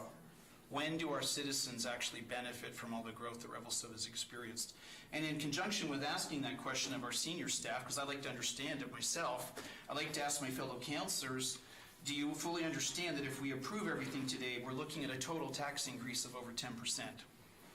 We're looking at a total tax increase of 5.3%. The other fees were fees and charges bylaws. Okay. I want to make that clear. I'll make that clear. Because not everyone in the community pays those charges. And that was a point that we were trying to get across, was that not everybody pays those fees. So I pay those fees totally in my taxes on my home. Commercially, I pay them, I pay water and sewer on my commercial building. So people who live out in the Arrow Heights area might pay for water and garbage and not pay sewer because they're connected up, right? So I just want you to be aware, it's not a direct tax across the thing, it's a fee for fees and I am charges. aware that, Your Honor, I'm going on our own finance department's example, page 49 in our packages. Those are the numbers I'm using because none of the taxes are directly applicable across every property. And by the way, we have about 150 people in Arrow Heights, is my information, that are paying for sewer services they don't even use. So anyway, just to clarify. Yep, I would love to have that answer. Planning can deal with that and tell you exactly why. Mr. Chabot, do you want to? When do our citizens benefit? Sure, Your Worship. I guess just to further clarify, the examples are single-family residential class properties receiving full municipal services. And as you know, there's variations. If I own a single-family residential vacant parcel of land, I'm not on the hook for water, sewer, or garbage increases, so it is truly only 5.3%.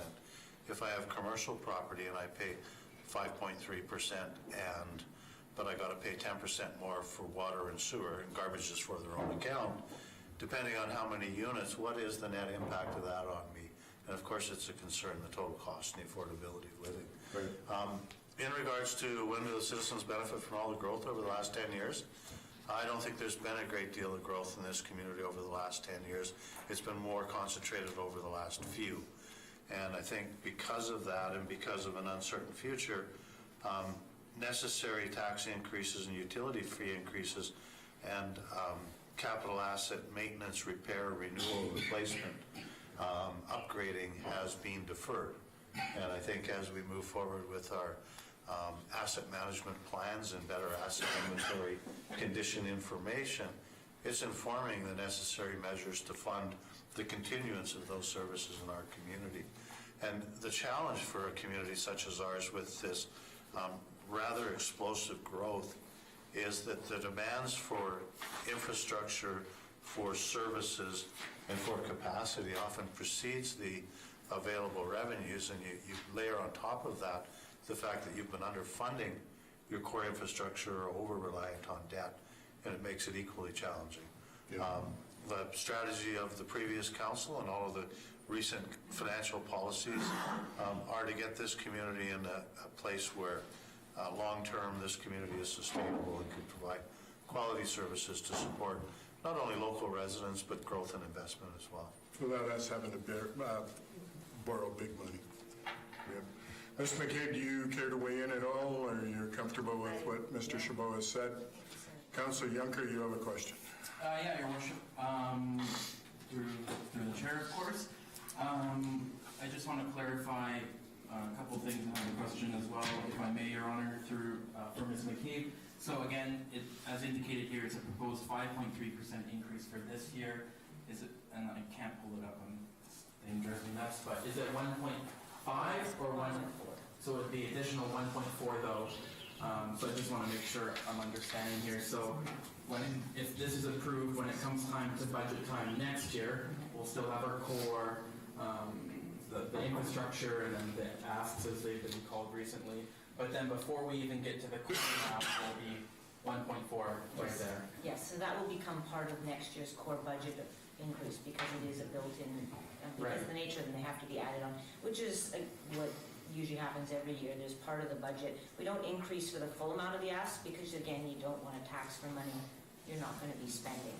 So then we do leave it to the next year when it's needed, and then it does become part of the core. So this year there is, I can't remember what the percentage is, but there's a small percentage that made up the core budget increases this year that was already predetermined by decisions made last year for additional resources that were requested.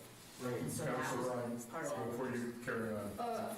She kind of already mentioned it, but I was just curious what that percentage was. Yeah. I think it was 0.6, but I'm going to see if I can find it. Okay. Okay, Councilor, go ahead. Thanks. Mr. Chabot, you need to... No, that's okay. Councilor, go ahead. Okay, thank you. So, through you, Your Worship, then I had a question for Mr. Chabot. At the committee meeting, was that last week, I think? Yeah, at our committee meeting last week when we were discussing the RCMP and policing, and Ms. McCabe was indicating that we only, we have the authorized strengths of 13, but we only budget for the 12, and you had indicated your support for budgeting for 13 when that's our authorized strength. My question, just for you with your experience being CEO across the province, do you feel that it's appropriate then, or like would you think the 5.3 is fine, or should we do the 6.7? Because the 5.3 for me, just my opinion, I'm trying to understand here, seems kind of like what we're doing with the RCMP budget, and I'm wondering what your thoughts are on that.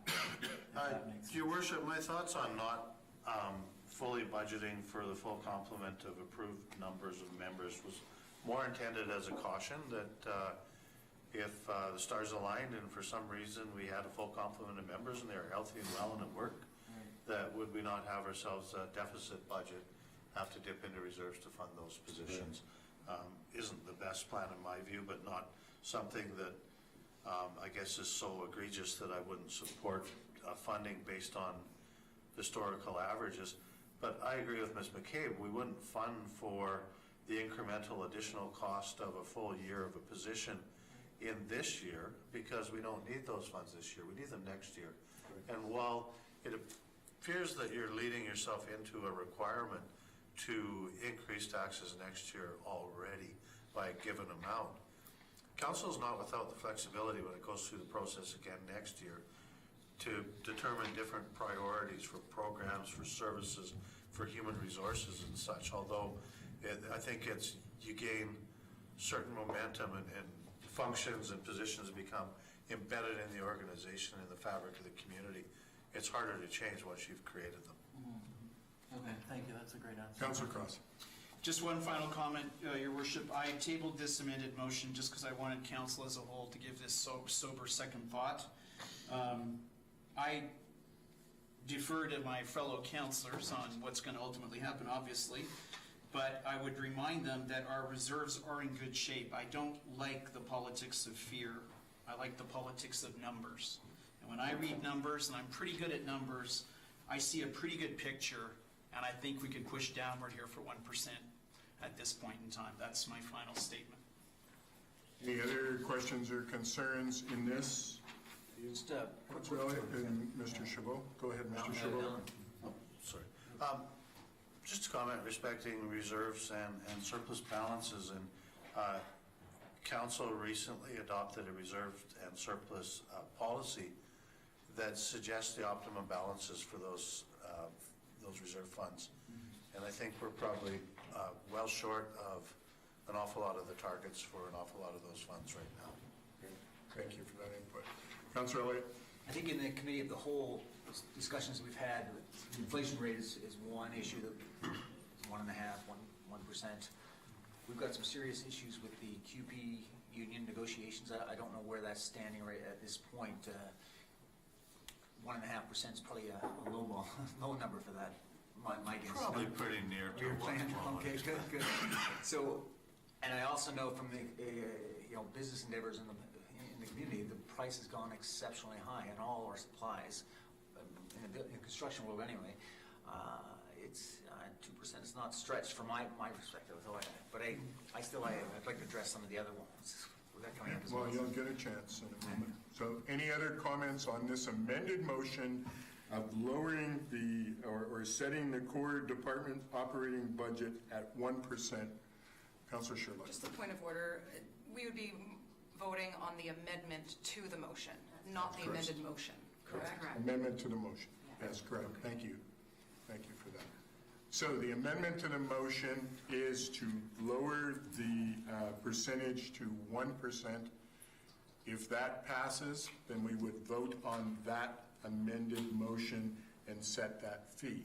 If it doesn't pass, then we vote on what's in your package here. Is that correct?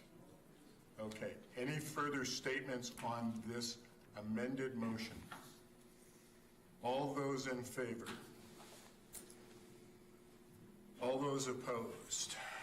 Motion is defeated. So we go back to the original motion. Do we need to have that read again? Okay, so the original motion is that the core departmental operating budget as presented, representing 2% operating increase in property taxes, be approved. Is that clear? Councillor Elliott, you have a question? No, I'm just voting. Okay. Okay, so we're now voting on this 2% operating. All those in favor? Motion is carried. All those opposed? Note, Cindy, who's opposed? Okay, motion is carried. So we're going to carry on to item 8.2, 8B2, pardon me. Somebody want to make that motion? Councillor Yunker. Yeah, I can, Your Worship. That the departmental capital budget, sorry, I lost my spot there, at staff's discretion representing a 1% increase in property taxes be approved. Is there a seconder for that motion? Councillor Brooks Hill. Any discussion on that motion? Councillor Elliott. I think we've made an increase for the services, for the water and service, 10% increase on the fees. I think there's a lot of things that are on the capital list of improvements and things that we require that haven't been debated in council, and there's serious expenditures. I think we're already contributing a significant amount. We bumped it up last year. It was a $3 million addition to the capital fund. My recommendation is we rethink this and bring it back to zero status quo for this year until we get a hand. And DCCs are yet to be brought back to the table. So once all those elements are in front of us, then we can make a decision about a more coherent decision about what we do with capital. Okay. Councillor Brooks Hill. I'd like to point out that this motion, it says at staff's discretion, but my understanding is that this 1% increase increase will be going into the transportation infrastructure, which is essentially road repair. And my understanding is that DCCs cannot fund road repair. Yeah, generally that's correct, yeah. Depends if it's a DCC project or not, it's related. A DCC fund must only be used for projects that are identified in the DCC bylaw. Could road repair be identified in a DCC bylaw? No, but you could include the cost of repairing a road as you're widening a road or upgrading the intersection nearby. So just to carry on with this, I believe currently Revelstoke's paying back loans for road repair. I think borrowing money to repair roads is a terrible idea, and I don't want to see Revelstoke going down that path. So I think increasing the capital funding for this reserve is important. It's been, some of the debt has been a long-term debt, is that not correct, Ms. McCabe, like 20 years or 25 years or something, for road repair, because of this very issue where things have been lowered down versus facing the firing marshal and dealing with the road repairs on hand. Councillor Charlotte. I'll just echo Mike Brooks-Hill, or Councillor Brooks-Hill's comments. We're going through the list of all the projects that were going on. This seemed like a list of projects we should have been working on for the last few years, and to not fund that seems irresponsible. Okay. Councillor Cross. I just like to clarify that, Council, we are funding it. We're just not increasing the funding. Let's be clear about that. And secondly, a question for Ms. McCabe. I understand that that particular line item in the current $19 million surplus that we have, reserve funds, scheduled to be $43 million within 10 years, at a spend rate, after a spend rate of $5 to $6 million per year, seems pretty good. Although I respect that that single line item on transportation infrastructure is the skinniest of the lot, for sure. Now, when the city is managing road repair, surely there's some discretion around what takes priority and what doesn't. And if we don't approve this 1%, I think the numbers we looked at in committee of the whole had that road repair line being potentially at zero by 2021. Roughly, 2020, 2021. You talking about the debt for it? No, not the debt, the actual reserve fund. Oh, yes. Based on estimated spend. Yes. Right? Yes, it gets quite skinny. It gets skinny, yeah, and that's why we, council, voted to approve the 1% in the first place, right? So my question is, given that we've got a couple more years here, and given that it's in pretty good shape now, and given that there's a lot of discretion on what gets repaired or not, could we not leave this decision for another year to make that call, and whether we need to increase the funding we're already doing based on the fine work of the previous council, which I respect, to stop us from borrowing for basic stuff? It's at your discretion. Mr. Chabot. I just have a question because it'll help me understand where we're at. At the last meeting, I found the pavement management strategy that was done, I think, 3 years ago now, and forwarded that to council for their information. What level of contribution are we making then towards road rehabilitation and repair funded annually from taxes? And how does that compare to the target amount if our intention was to maintain the existing condition of the road network but not improve it? Because I think the study had indicated it was about 1.3 million or 1.4 million a year would maintain your current condition. So how much progress have we made towards getting funding up to that level at the least? Not really yet. We halfway there? Your Worship, over the last couple of years, excluding a project like the Victoria Mutis Roundabout, which doesn't really contribute to improving the condition of the road network, the cost of the project doesn't improve the condition of the pavement, relative to the length of the road. Aside from that, I think we've probably been spending less than $700,000 a year. The 2019 capital budget includes $700,000 for roadworks. We're halfway there. 750, so we're about halfway there. And the intention is to increase that number until it hits 1.5 million, which is what was recommended in 2024. So every year that we wait to increase the amount, obviously, we're creating a problem because we should have been spending $1.5 million a year 3 years ago. So we're Right making now- a service level decision here. Yeah. Kind of like with other- And so we have many roads in the county that are in a condition that if we leave them, we're not going to bring them back until we do major infrastructure. Is that correct, Mr. Thomas?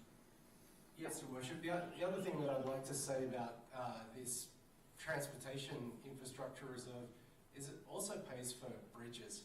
And we haven't done a study to determine the expected costs for bridges over the next 20 years or 30 years or 40 years. But I think it's fair to say that we own 5 bridges, and the total replacement cost of those bridges is in the hundreds of millions of dollars. And I think it's fair to say that in the next 20 to 40 years, at least one of those bridges is probably going to be at the point where we're likely going to have to replace it. Given the available funding from grant programs, it is unlikely that we are receiving even $20 million towards a project of that sort of scale. The city will be responsible for much of the cost of these projects when they come up. Building these reserves. Gentlemen, I'm aware you've got questions. Building these reserves is just good infrastructure planning, and I don't believe we're overfunding these reserves at all. I think even the amounts that are in there now, I think we'll find when we get round to doing these studies, we're doing a bridge assessment this year, when we get round to doing these studies, it will show that we need more money than we're projecting in there for the future. And even if grants come available, if the grant proponent doesn't see that we're helping ourselves, we're not going to be able to do it. As simple as that. Councillor Charlotte, you had a comment? Yeah, just a comment, maybe a cautionary note too, that if these 15-year projections are, this is the second year that we're looking at these, I would really caution us to looking at those long-term projections as safety, because I would be interested to see how those numbers have changed from the first year to the second year. I'm sure there's been some changes to that, as Ms. McCabe was talking about getting better at this, getting some more experience, and those will flesh out more in the future. But to sit here now in year 2 of a 15-year plan and say, oh yeah, we look great, that makes me nervous. Well, it was just stated we're only halfway there in what was planned for last year. Councillor Juncker, you had a question, Councillor Cross, and then Yeah, Your someone on Worship, this side. if I may, I had 2 through you, Chair. First one was just going to actually be for Ms. Lowe, or whoever you would like So you can always ask, to appoint it to, Your Worship. Just ask the questions to me, Ms. Lowe will respond to this. Perfect, thanks, Your Worship. So my question, Your Worship, then has to do, first of all, with the motion that's on the table there. Just from hearing, I was not at that committee meeting due to a prior commitment, but clarifying on Councillor Brooks Hill here. So what's the exact motion then? Is it going to be at staff's discretion, or has it been written wrong that it's actually to be for transportation? I'm confused, so if we could get some clarification there, please, on what the actual motion is. Ms. Lowe, do you want to weigh in on that? Your Worship, the actual motion is what's in your package. Perhaps Ms. McCabe could elaborate a little more on how she came to that through she's staff's discretion. Yeah. So through the chair, I looked at what reserve funds needed the funding the most, and that was why it was left to staff's discretion. And so I did put it into transportation infrastructure. It's not going to change what the resolution says, won't change how I'm doing it. Perfect, thank you. I just wanted to clarify, and if I may ask my other question, Your Worship.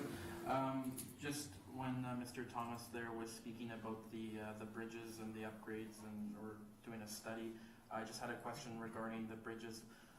When those are done, then when the study is done, is the replacement or the repair of bridges, is that solely then intended to come out of being financed through our general, or is some of that going to be coming from DCC reserves as well? Because, for instance, I recall in the past DCC bylaw, there was something in the list there about the upgrading of the Silhouette Bridge due to growth. So I'm curious there, when that study gets done, will it relate on how much would be DCCs and how much falls onto the existing taxpayers? I'm going to get Mr. Thomas to weigh in on that, and he'll be able to give you a better answer than what I'm going to tell you. Your Worship, repair of bridges is generally going to come from this infrastructure funding, the transportation reserve. Any upgrades that are related to development can be funded through the development cost charges if they are identified in the development cost charge bylaw. That's the only way development cost charges can ever be used. So if we don't pass a bylaw that doesn't, if we don't pass a bylaw that doesn't have those bridges in there, it is 100% on the taxpayers to find a way to fund those upgrades as well as the repairs. Thank you, Your Worship. Just a comment, Your Worship. I don't think for a moment that DCCs are going to be a panacea for the financial challenges facing this community. They're a one-time impact fee. It's ongoing funding and maintenance of these things. And the other side of DCCs is what's the benefit to the existing community from investment in growth-related infrastructure, and what do you set the municipal assist factor at? Because you have to be able to fund that proportion that council decides should be funded as well from the tax base. Councillor Cross. Yes, so fellow councillors, I want to share some of my thinking here, because I fully support funding for the future, and I don't believe we should be borrowing to do things as much as we can avoid it. But here's my thinking. First of all, we have an affordability issue. And so I think it behooves us to keep taxes as low as possible. Not stupidly low, but as low as possible. The second part of my reasoning is that gets me to, okay, what's reasonable? Reasonable risk is what we need to think about as councillors, in my opinion. Reasonable risk. And as many of you have said, we don't know what the real picture is, but the numbers do look pretty good. And this is a rolling year-on-year process. So I think we have reasonable risk covered, and I think we have lots of time to address it if we don't. On the matter of bridges, let's talk about reasonable risk. I just want to make a statement that to replace all 5 of our bridges would not be affordable for this town if we raised taxes 50%. So clearly we're going to need help from the province and the federal government with the bridge issue. I don't know what the numbers were for the bridge just built in Salmon Arm, but it was a lot of federal money went into that, and I believe bridges is a different topic than the one today. I don't like to confuse the two. And lastly, I come back to what Councillor Elliott said. I'm uncomfortable increasing this until the DCC issue is dealt with, because I do see them intertwined. They are separate line items, I get it, but it's a matter of principle for me that we don't burden our citizens with more increase when reasonable risk is covered and the DCC issue has not been addressed. Any further comments? Hearing none, the motion on the floor is for a 1% increase in property taxes for capital budgets. I'm going to ask the question, all those in favor? All those opposed? So, Councillor Ryan, did you vote? I sure did. Carried, motion's carried. Thank you. Sorry, I didn't see you there. It's all good. Item 3. Anybody want to care to put that motion on the table? Councillor Sherlock. That the budget include annual funding for a full-time communications engagement officer. Is there a seconder for that motion? Councillor Brooks Hill. Any discussion on the motion? Councillor Cross. Yes, with regret, Your Worship, I'm not going to be voting in favor of this motion. I just, again, feel the total tax load is too high where we're headed here. And to be completely honest, I was not impressed with Floating Communications' report. I feel that the money will be spent tragically on more of a public relations effort than a true communication engagement effort. I just don't have faith that this money will be well spent. And I rarely don't have faith in our city, but I don't have faith on this one. And furthermore, even more importantly perhaps, I think we can do a better job with the tools at hand. This is a gold-plated solution to cover every base, and I just don't think it's the time or the place to do it right now. I think we could be more creative and come up with better solutions that don't cost $100,000. Okay. Any further discussion on the motion? Anyone else want to weigh in? Councillor Elliott. During the in-camera session, we talked about a shared position with possibly the Chamber of Commerce and Tourism, and whether we could find some way to alleviate the cost of $100,000 to the taxpayer. So I don't know whether we can explore that. Well, we can explore that, and part of the process here, if we basically look at this as a placeholder for the money, we're still looking at getting the communication plan in order. So basically, we're going to look at putting this money in place. Part of that's going to be dealt with and spent this year if we hire someone, and part next year. Is that correct? So you're looking at that spin-over again. But that doesn't mean that we can't look at how we deal with this communications officer in dealing with that. So any further, Councillor Ryan? I also can't support this motion, Your Worship. I echo a lot of the same opinions as Stephen. I think it's kind of a Band-Aid solution. It sort of targets the symptoms and not really the issue. I can understand the value if we were a bigger municipality with more money and we needed a sort of cohesive brand, but we're a small town and that's a lot of money. Okay. And I am supportive of this, and I'm supportive of this on a couple levels. First of all, I think it's time that we had better communication out to the community, and it behooves me to think that we would leave the communication to councillors to do it and go forward with some of the stuff that I've been seeing on social media. So I look at it and say, contrary to what Councillor Cross is saying, and indicating that maybe the branding will become just branding, and in his previous words in another meeting, concerned about spin doctoring. I think when we hire a communications officer, it needs to be a communications and engagement officer, and it needs to be where we say to them, we need to have true and honest communication with the community. And as Mr. Cross has said, we don't need it to be spun in a way to make us look good. So if we're going to hire someone, we need to give them the good news, we need to give them the bad news, and we need to be honest with it. So I get exactly where you're coming from, Mr. Cross. I fully get that, but I'm in favor of this going forward. I think it would make a difference to the community if they're hearing full-fledged communication in a way that's prudent. Any other further comments, or Councillor Brooks Hill? I'm going to vote in favor of this motion. I think that there's a huge appetite in Revelstoke for better communication from the city, more and better communication. There are certain things like the website being updated. And I hear Councillor Cross's concerns, and I'm not a communications expert. I know he has a lot more experience than me, but I think us approving a communication officer here is just step one, and then the implementation is the more important step to make sure, as you were saying, that we're getting clear and honest communication. And I think that job will not necessarily, well, that job does fall to council as we shape that policy for how the communication is going to work. And I have faith that we can do that, and that our senior staff will guide this new person to be an asset for the community. Thank you. Councillor Charlotte. I'd like to indicate I will also be voting in favor of this. I think that the growth that we have seen in our community our staff need to be working on their portfolios, not trying to handle communications off the sides of desks.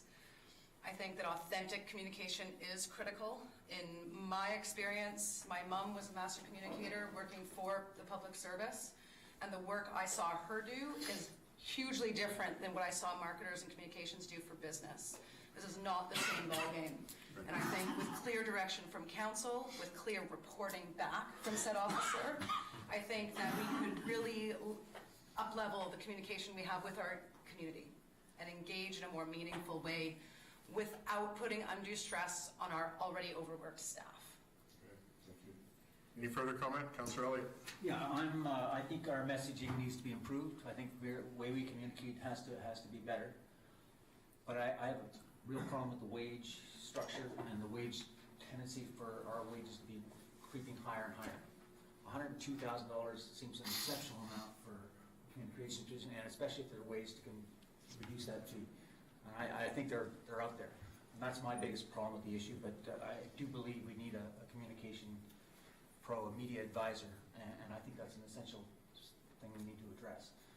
And so the wage issue is $73,000 for a communications officer, and the other is the fringe benefits or the benefit package with health and welfare and that sort of thing. So I get where you're coming from. If we could do it for $50,000, I think we'd all be happy about that. The reality is we can't. And so, I look at that. So Councillor Brooks Hill and Ms. Lowe, did you have a comment? No. Okay, Councillor. I was just going to say what you said. Okay. Councillor Cross. Yeah, I don't deny that we need better communications. My thinking on this is that I would rather, I've seen siloed communications, and it can work, and it has pitfalls really fast. And once you're in a structure, even an honorable structure, it can take a wrong turn, and that's my worry at this point in our city culture's evolution as a culture. Complex organizational stuff, there's been lots of studies done on this. I would personally rather we put the money into teaching, mentoring, and coaching our senior staff who run their departments on communicating better with the public. And I think we also have not had a chance to sit down and come up with a plan as a council from a governance perspective to address the communication need in a different way. For example, we've got a communications report that says we need to hire someone for $100,000 a year. We haven't sat down and said, okay, where are the nerve endings? If we had no money, how would we do this? And I think we could come up with a really good solution that might cost $20,000, but not $100,000. So at this point in time, I can't support this motion. Great. Appreciate your comment. A little concerned about you putting out a figure when we don't know what's going to happen. Any other comments on this motion on the table? Budget to include funding for a full-time communication and engagement officer. So seeing no more communication on this, I am going to ask all those in favor. Motion's carried. Opposed, pardon me. So 3 opposed, 4 for. Goes forward. Thank you. Item 8.4. Is there someone who wants to put that motion on the table? Councillor Juncker. Your Worship, that the budget include funding for a 2019 summer student in the IT department. Is there a seconder for that motion? Councillor Miller. Any discussion on the motion? Councillor Juncker. Yeah, Your Worship, I just want to reiterate that I think this is terrific, and it's unfortunate it wasn't done a while ago. I feel sorry for Jeff as he wasn't getting the vacation in the summer. Just one comment though, as I did indicate in my brief speaking to Ms. McCabe the other day when I was picking up my disclosure check, Your Worship, I did read an article the other day that I believe actually might have been posted by the Mountaineer, but there is a CBT funding initiatives that have been released, and specifically about interns. And by reading the report or the press release from CBT, it actually specifically mentions that municipalities are encouraged to apply for this internship for this summer. So again, I do support this regardless of if we receive the grant, but I would just like to ask that Ms. McCabe in our finance looks and just inquires about that. Is the funding's there that we can apply for? Why the heck not? Just because, again, typically those don't include municipalities, but it mentions that this one is for municipalities, so it's a good opportunity for us, I believe.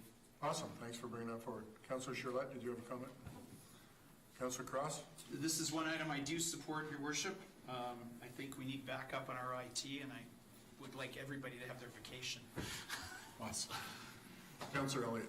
Again, I just go to the wage. I think the in-camera sessions, again, it was $25,000 for a 2-3 month position. I think we just overestimate the cost, and I think that there could be done a hell of a lot cheaper than that. Ms. Lowe. Your Worship, I just want to make sure that everybody understands, when you're saying in camera, you're meaning committee. Committee of the whole, sorry. Yeah. Just because I see people getting a little bit alarmed. No, So sorry. It's just committee of the whole. I understand that. Oh, I'm sorry. Process. I noticed that, but I didn't. Mr. Chabot? Yeah. So I'm watching. Your worship, it does sound like a lot for a couple months, but I think the intention was more for the summer period for a person at college or university level, so more likely a 4-month period of coverage. And we would look at potentially, if there was somebody local could contract on a more regular basis throughout the year for somewhat less, we'd look at that option as well.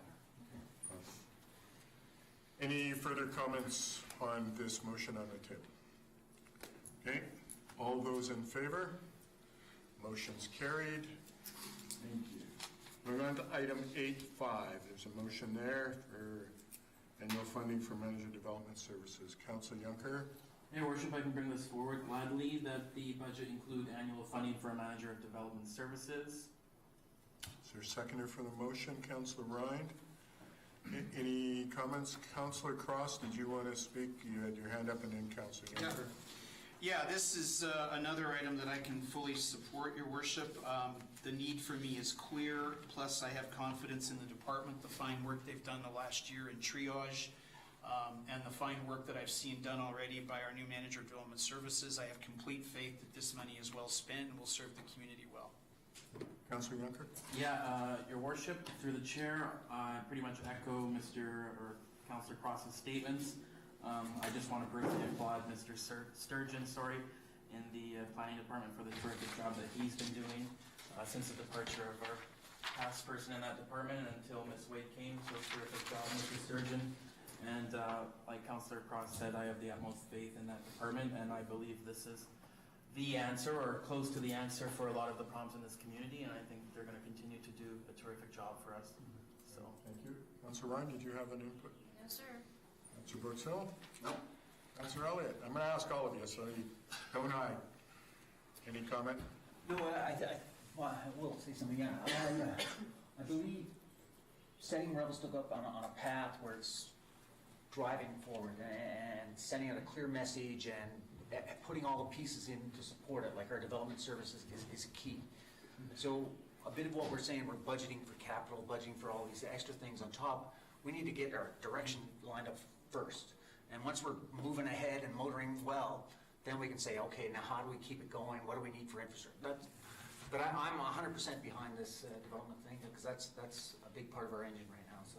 Great, thank you. Councilor Shirley, can you comment? Just that it sounds like this used to be a thing. It was no longer a thing because of cuts, and it should be a thing again. So I will happily support this. Awesome. All right, any further comments or questions on the motion on the table? So I'm going to ask all those in favor. Motion's carried, thank you. Going to go on to item 8.6.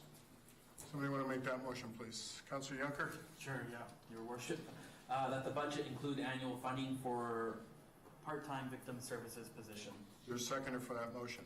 Councilor Cross, any discussion on the motion? I think this is for an amount of somewhere around $26,000, if that rings a bell to me. Is that correct? Sounds about right. Okay. If there's no further discussion on this motion, I'll call a question. All those in favor? Motion's carried. Item 8.7. So that, would someone put that motion on the table for us? Councilor Charlotte? That the budget include annual funding for an additional RCMP officer. Is there a seconder for that motion? Councilor Brooks Hill. Any discussion on the motion? Councilor Cross? Yes, Your Worship, with regret, I'm not going to vote in favor of this. We're already up to a 5.2% tax increase in total, and as much as I feel that this is a good move, I think it can wait for next year. I think, and I really regret saying that, because I don't think people understand the full situation, how much our RCMP cover. I have complete faith in that department doing a great job. Their caseload is up. They're past the recommended hours per caseload for officers for good police work. I just don't think that I, in good faith to our citizens, can pile on anything else on 5.2. Mr. Chabot? No, Your Worship, I guess I'm concerned about workload on our members and the impacts on their physical and mental health and their in serving this community if we don't give them the tools to do the job they feel they need to do. I think you and I know probably better than most the stresses of the job and the pressures on particularly the staff sergeant to be in a patrol car doing police work rather than managing a complex department of individuals in a high-stakes occupation.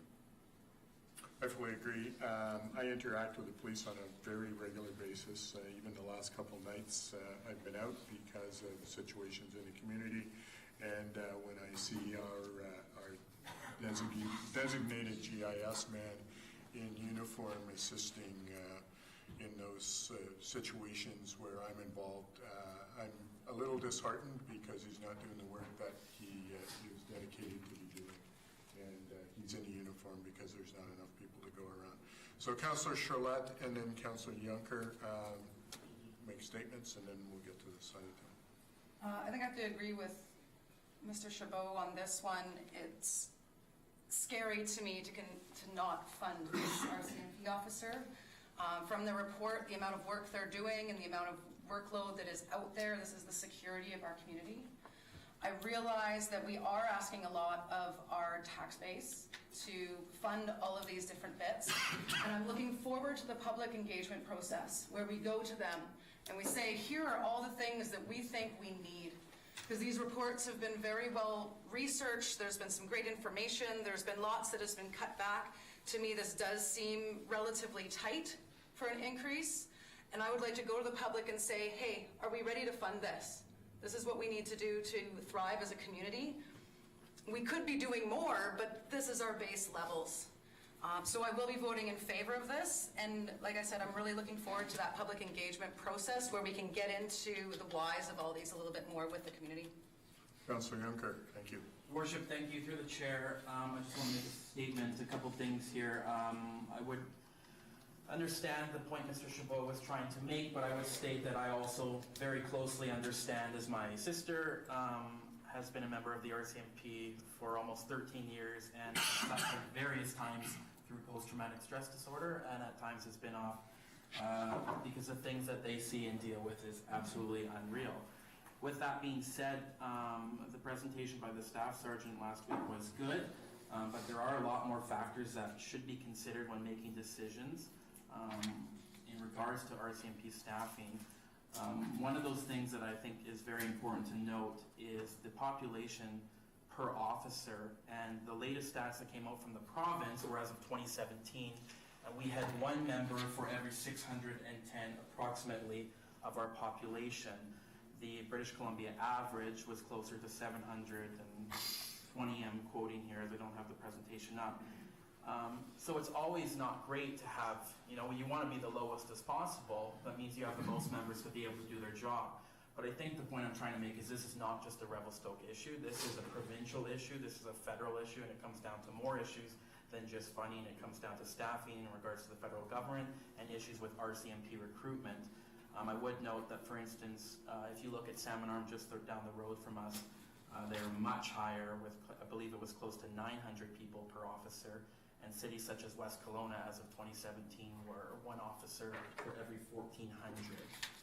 So we could do better, but we're not bad. I just want you to keep that in mind. I fully support the RCMP, and I commend them. And like I said, I very truly appreciate what they do. From seeing it pretty much firsthand, the mental trauma alone that my sister has been put through by serving the public. They are heroes. But I will not be supporting this motion at this time to add this one officer for now. Mr. Chabot. Your Worship, just a reminder to Council that Staff Sergeant Grabinski had come forward with and asked for 2 additional positions. And I don't think it's a case of him asking for more than he needs, hoping he'll get what he needs. I think in his mind he believes he needed 2 positions. He'd certainly take one over none. The population per member stats, I struggle with as well because of the wide range and the variation in them. But I certainly wouldn't use Census Canada stats to describe the population in this community or its demographic. I think as we're learning and I guess confirming through TELUS Insights data that at any given time, our population is probably closer to 13 or 14,000 persons. And that's why we're feeling some of the stresses that we are. So the per capita member number is different again if you factor that in. Councillor Charlotte and Councillor Juncker. I was actually just going to say that same thing. Okay. That was one of the things I've mentioned during the campaign, was that we have a very small official community that is paying for this larger theoretical community, or virtual, or however you want to put it.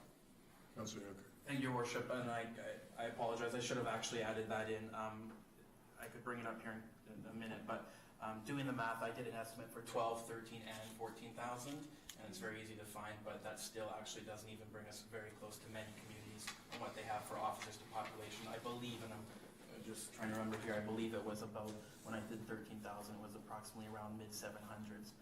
With that being said, no, I completely understand that, and hopefully that insights will help us. But again, I think this will ultimately be a bigger issue to look at as well. And just in regards to the call volume, by looking at the provincial statistics of actually the crime rates, I would commend the RCMP and Staff Sergeant as, yes, in the last 3 years, the violent crime and property theft has climbed, but if you actually look at 10 years ago, the violent crime and what they have worked on and done a tremendous job of bringing down the violent crime and property theft. The last few years it has climbed a bit, but it's nothing compared to what it used to be. Yes, their overall general case file is up, but I just want to say that to commend them on the terrific job they have been doing. Mr. Schwab. Your Worship, a big part of police work is deterrence. It is getting your crime stats down, just like much of fire rescue services is fire prevention, not actually putting out fires. I think that a community's demographic will impact the demand for policing resources, and the demographic for ski towns is a lot different than the demographic for retirement communities. And as a society, violent crime, property thefts are in decline because we're overall aging population, but it doesn't mean that crime doesn't occur in different communities at different rates and with different impacts. Councillor Cross. Yeah, I want to be really clear. I fully support the RCMP, and I know the numbers. Our real effective population is double what we call the population, and that obviously drives policing needs. The issue for me is it's about a basket of everything. And if we approve everything, I mean, we're charged by citizens to think reasonably. The unfortunate truth is that we all have different ideas about that, so we all vote, and then we end up with a tax increase that's 2, 3, 4 times the rate of inflation, and that's been going on for a long time. And I have to ask our city, when do we get a break as citizens? Why does it always go up the amount it goes up? Yeah, we can ask for everything. Every one of these asks is a good one. I could sell anybody in the population on any one of these asks. I guarantee you I could support it and sell it. If we were playing Cruel Twist, I could sell you on every one of these. But the bottom line is this total number is climbing beyond anything that I think most people would think is reasonable. That's my comment. And it's unfortunate because I would support the added police officer over feeding the capital reserves more fund or a communications officer. But hey, those are done deals already. So as a person who's been working a long time in this community, for 10 years I worked as an auxiliary back when we actually were armed and trained. And at that point in time, most of the RCMP detachments were using auxiliaries as extra police officers, and that's the reason the program came to demise. So if they had 10 or 12 RCMP officers back in the 80s and 90s, they were supplemented with 20 auxiliaries that would love to come out and work. And the program worked well until it didn't work. And the reason it didn't work was because the federal government said, well, wait a minute, or the federal police force had basically said, wait a minute, we want more police officers who have that 6-month depot training and come in. So that program then went the way that it were. So I look at that and say his ask is reasonable. Right now, or in the past year, he had 10.7 officers that we were getting billed for. He's asking for one more. I know he's had some officers off ill, He's getting 3 that are transferred out, going to transfer out very shortly, and hopefully we get others transferred back in. I don't think this is an unusual ask. I think when it comes to the financing on this, we only get billed for those officers who are working. And at some point in time, yep, we may end up with 13 or 14 of them working, and we'll have to deal with that. But at this point in time, that's not where we're at. So I know he isn't asking for this, but that's where we're at. Mr. Schwartz. Just another question, and it's for my clarification, Your Worship. Is the necessary funds to fund part of a position for this year part of the 5.3%? Yes. Sorry? Quarter of it. 0.3, I believe. No, the total increase if all of these things were approved, but we know they weren't all, so. Or no, We don't have all yeah, they of were them happy. so far, yeah. Yeah, so it's already in there. It's not like it's, okay. I just needed that clarity. Any other discussion or questions, Councillor Brookshill? I'm really torn on this one. I agree with Councillor Cross that the overall picture is very hard to bear. It's a large ask for the community in terms of a tax increase. And correct me if I'm wrong, they added another RCMP position last year? Last year, the year before. The year before, I think, yeah. I'm not sure if I'm going to vote in favor of this one. Okay. Anyone else? Any other comments? Councillor Elliott? I was just concerned about the population. I think a lot of confusion on this number, but I look at it, there's 2,000 skiers a day on that ski hill. That's 800 for the season. There's 200 people at the snowmobile club per average day throughout the season, and maybe another 200 for the heli skiers in our town. And I have a tough time when I hear doubling our population size. I think if you take those numbers and say there's none of them that belong in the town, then 10,000 is a fair population guess. Right? So that should be our basis. And if we're forecasting for a bigger population or 14,000 people, I think we're taking the wrong number. And that's just off the top of my head. And I keep hearing, TELUS Insight's supposed to provide us this information, but how come it's taking so long? Sorry? Sorry, if I may. My understanding is it's validation of those numbers. Yeah. So that 13,000 is getting validated as Yeah, and resident, and then there's actually a much larger number that encompasses those tourism numbers.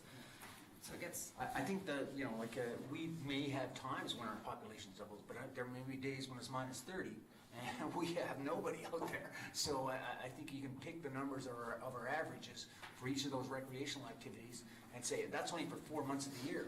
I say, you might double that for the summer, maybe for 3 months of the year. And I say, those are simple numbers that you can use off the top of your head for ballparking population estimates. So, Okay. Yep. Councillor Yunker? Thank you, Your Worship. Through the chair. Of course, if I may, I just want to make a statement that to the council, my fellow councillors, and Your Worship, regardless of the budget and this specific part of it, I would urge, and I think that we should be consulting with our CAO here that, and I know Staff Sergeant Grabinski mentioned it last week, that they have requested more officers to be financed through the province, but just through some reading, and again, my knowledge of talking with some family members that are in the RCMP, I believe it does go a long way when it's not just the police force asking the province for, but having the support of council. So I would advise, I think it might be in our best interest to ask staff to write a report, if council agrees to request the provincial government look into funding more provincial police officers for our town, as they have made a strong commitment recently in increasing police officers in many communities for whatever reason, such as Whistler, more provincial funding there due to the tourism aspect, Surrey due to gang issues. And that's regardless whether or not council decides to approve. I just think it might be a consideration we should look at. Mr. Chabot? No, thanks, Your Worship. Okay, I think that's probably a good comment. I also would say that's probably something that we should take to UBCM and make the statements. There's always a stronger body through that provincial force to ask those things. We're at this point with our population, we're paying 70/30. I think that's the breakdown on it. And if it's up to 15,000, then you pay 90%. And that's a huge increase. So looking at that sort of thing is really a potential for what's going to happen for the future. I see that the police officers are worn out. I get that. We've kicked this around, and it comes down to your own personal perspectives as to what you think is value. So if there's any other comments or questions, I'll entertain them at this point. Otherwise, we'll take the vote. Seeing no other questions, so I'm going to ask you if you want to include annual funding for an additional RCMP officer. All those in favor? Opposed? Motion's defeated. Thank you. Go on to number 8.8. Is there a motion? Someone want to put that motion on? Councillor Ryan? That the budget include annual funding for golf course operations. There's a seconder for that motion. Councillor Charlotte. Any discussion on the motion? Councillor Brookside. I have a question. Could we amend this motion to say funding for a certain number of years? Is that a possibility? Yeah, absolutely. From looking at the financial picture, you know, there was, so just so it doesn't become a permanent line item, but. You have a number in mind? I do. I also, well, yeah, I have two things, two thoughts. So Hey, just a moment, Councillor. I guess okay. I would like to propose an amended motion that the budget include annual funding for the golf course operations of $25,000 a year for a period of 3 years. Is there a seconder for that motion? Seeing none, I'm going to go back to the original motion. Is there any further discussion on this original motion? $50,000 is a line item for the golf course. Councillor Cross. Yes, Your Worship. This is again another one I would love to support because I think the golf course is an asset. I think it brings people here. I looked at their finances. They're out of the black. Sorry, they're out of the red. They're operating in the black. They've got a great strategic plan. They've done tremendous work to get there, and I totally commend them on it. My belief is that since the RAA, the accommodation sector, benefits the most from golf visits, that and they do support the golf course, I get that, but I just don't think this is for the number of people involved in town that play golf, I just don't think this is a reasonable ask of our taxpayers. And if the golf course really does need some funding, I'd like to ask the RAA to step up and provide a little more, because I think that's completely in line with where they're going. Okay. Any further, Councillor Ryan? My understanding is that the RAA is a lot of capital projects, like we were saying, I'm talking about for the RCA, so I know that this is for operations, so they might not be eligible for that funding. I think it's a good city asset, and my understanding is that that land is not easily used for other purposes. So my worry is that if we don't approve this and the golf course deteriorates for whatever reason, then eventually it might cost us a lot more to try and revive that. If there's another course at RMR that's kind of bolstering the appetite and demand for golf. So I'm in support of this motion. Okay, any further discussion, Councillor? I'm just curious what financial statement you received from the golf course, because I was at their last board meeting, and the $50,000 or grant money is rolled into their revenue. So if they don't get the grant money, all of a sudden the revenue, they're in the black or red. They're not there. So I don't know. Maybe I was just going off the report. They believe they made. Mr. Chabot, you forwarded in me August of last year, they presented a strategic plan, and that's when council resolved to move forward the request for operating funding in the city budget. And I didn't have a chance to review what I forwarded to council the other week to refresh my memory about it. But I didn't see them coming clear if you started to consider capital such as a replacement of the fleet of golf carts and some of the building improvements they're proposing. Later in the agenda, we got improvements proposed for the clubhouse, right? Maybe I could offer clarification on that since I read the report. Is they are in the black on operations. Doesn't include capital funding. You're quite right, Mr. Chabot. The big kicker is they end up in their line of credit every March because, of course, winter has no revenue. And then they work their way through it. So the ask here for the 50 is so they don't start in the red every season, and then they would be able to fund more capital stuff. So that's one of the great justifications they had for the money, which I totally get. Again, for me, this is something I would love to support. I just can't pile any more on personally. Councillor Charlotte. I didn't vote or speak in support of Councillor Brooks Hill's amendment, mostly because of reducing the ask to $25,000. I would support changing this from an open-ended annual to a time limit on it, but I think that we should give them the full $50,000 ask. I think that number was reflected on seriously. They're not asking for more than they need, and if we were to cut that back by half, we might jeopardize the value of making any investment in this. Since it is a city asset, and like Councillor Ryan was saying, it's not suitable for a lot of other purposes, we should protect that golf course asset. Okay, so I'm going to ask for direction, Ms. Lowe. Can I ask Councillor Charlotte if she wants to put an amended motion on the table with a definitive timeline end on that? Okay. Would you be comfortable with that? I would, Your Honor. Okay, so come up with, you got a number in mind? I like the 2 years. It gives them a little bit of time to make some plans and get things dialed in, and then we can readdress at that time. Okay, is there a seconder for that amendment on that motion? Councillor Brooks. So the amended motion is to give the golf course $50,000 for 2 years. That correct? Is that okay with the mover and seconder? Yes. Yeah. Okay, so any discussion on that amended motion? 50 grand to the golf course for 2 years. So the original motion was 50 grand just for this year? No, the original motion was 50 grand for ever, perpetual. Councillor Juncker. Your Worship, I just wanted to ask a question, if I may, through the chair. I'm not sure who can answer it, or maybe it's a council that wants to answer.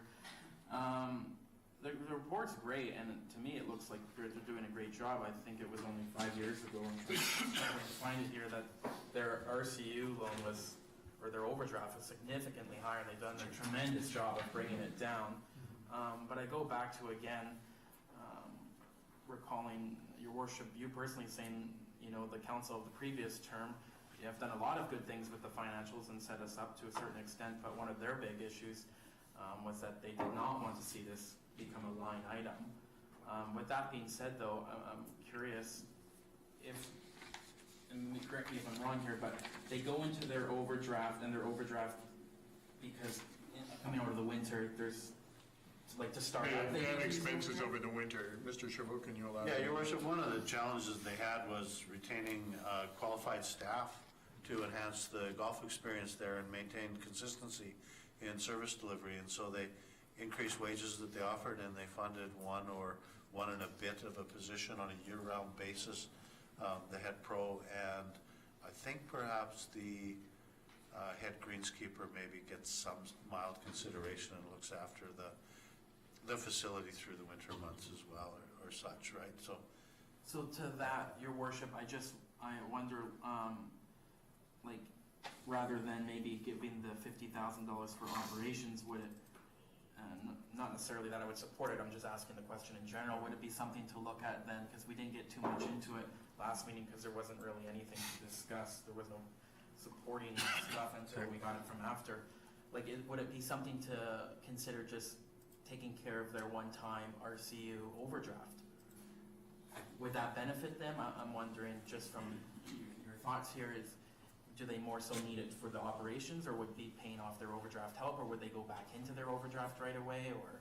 Well, I'm going to Mr. Chabot to weigh in, and then Councillor Elliott, who sits on the golf course committee, to weigh in. Just trying to recall the number that they suggested their overdraft was at each spring. It was about $88,000. It's 80-ish.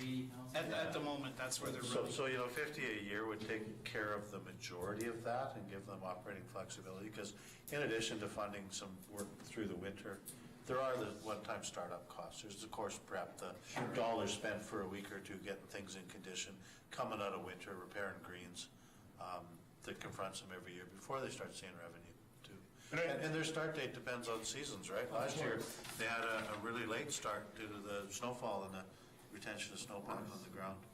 And so when I talked previously about previous council, when we first started 4 years ago, previous council, 4.5 years ago, they were always coming with hat in hand because they needed the funds to keep their operation going.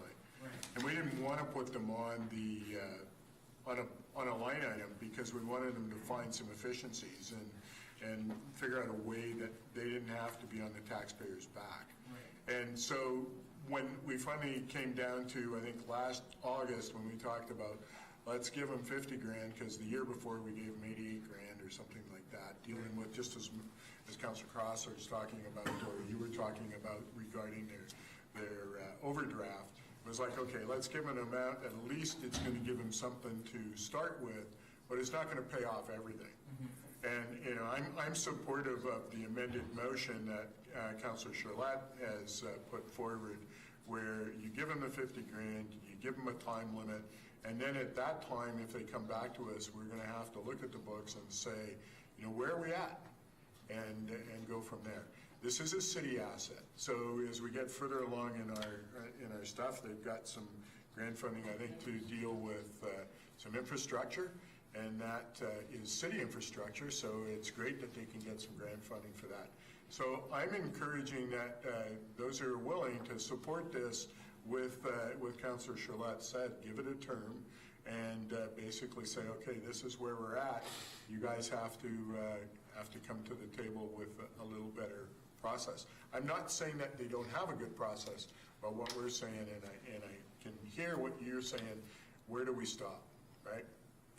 So, Councillor Juncker, you have another comment? Your Worship, just with that being said then, I'm gonna just make a statement here then. You know, I'm very against funding the golf course right now. Just personally, I can't support it. I believe there's higher priorities. I understand everything about the assets and stuff, but I have a whole long list of reasons. With that being said though, I actually will support this going to the public, because I'd be very curious to hear what the public has to say about that. With that being said, if it's left in the budget at that time, I may not vote in favor of it because of it, but I actually am going to support this going to the public because I'd be curious to see what they have to say about this. Okay, well, that's a fair statement. Anyone else, any other comments? Councillor Elliott. I think the tourism driver is going to be sorry, it's bad. Good on you. Tourism is going to be a significant it's already a significant role, and it's just going to grow. The first picture they showed on that on the tourism RAA presentation was the golf course, and it was a beautiful shot. Sorry. It's a wedge issue. Oh my God, this is going downhill really quick. Thanks, Rob. Any other comments on the amended motion, 50 grand for 2 years? Okay, I'm going to call a question. All those for? Motion's carried. Now, we're going to vote on that full motion that the budget includes a 2-year funding for the golf course operations. Is that what we need to do? I don't know that there was an amendment. I think the only motion made was the 2 years at 50. Yeah, it was a friendly amendment Okay, because. so we're good to go. No, we did make the original motion. Did you? No, we did make the original motion. It needs to be. Okay, Cindy and Teresa say we did, so we must have. We gotta vote on it. We got to vote on it. Okay, so the original motion is As amended. as amended. Sorry, what are we voting on? We're voting on the golf course. We're voting on the golf course. We're going to go 2 years, 50 grand a year for the 2 years. That's the amended motion that we're voting on. Okay. Okay. Thought we just did. Yep, we did. But it was an amended motion. It was we actually were voting on the amendment to the motion. And I got a little carried away. Now it's So I put the ball before the cart. Okay, so this one's the amended motion, 2 years, 50,000 per year. Correct. All right. And I got that correct, Cindy? Haven't screwed that up? Too bad. Okay. Okay, all those for? Awesome. Motion's carried. Your Worship, I know we've got a lot to go here, but can we? Yeah, we'll take a 5-minute break for a washroom. The one thing I want to make mention is the camera's still running.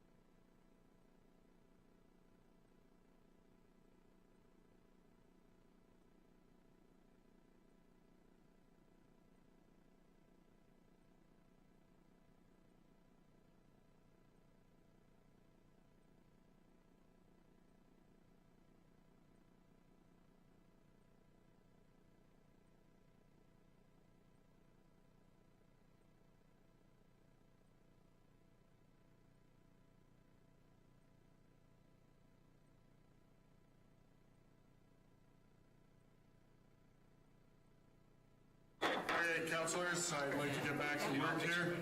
That's not bad. We're going to start with staff reports, and I believe Mr. Sturgeon has a presentation for us for 11A. Anyway.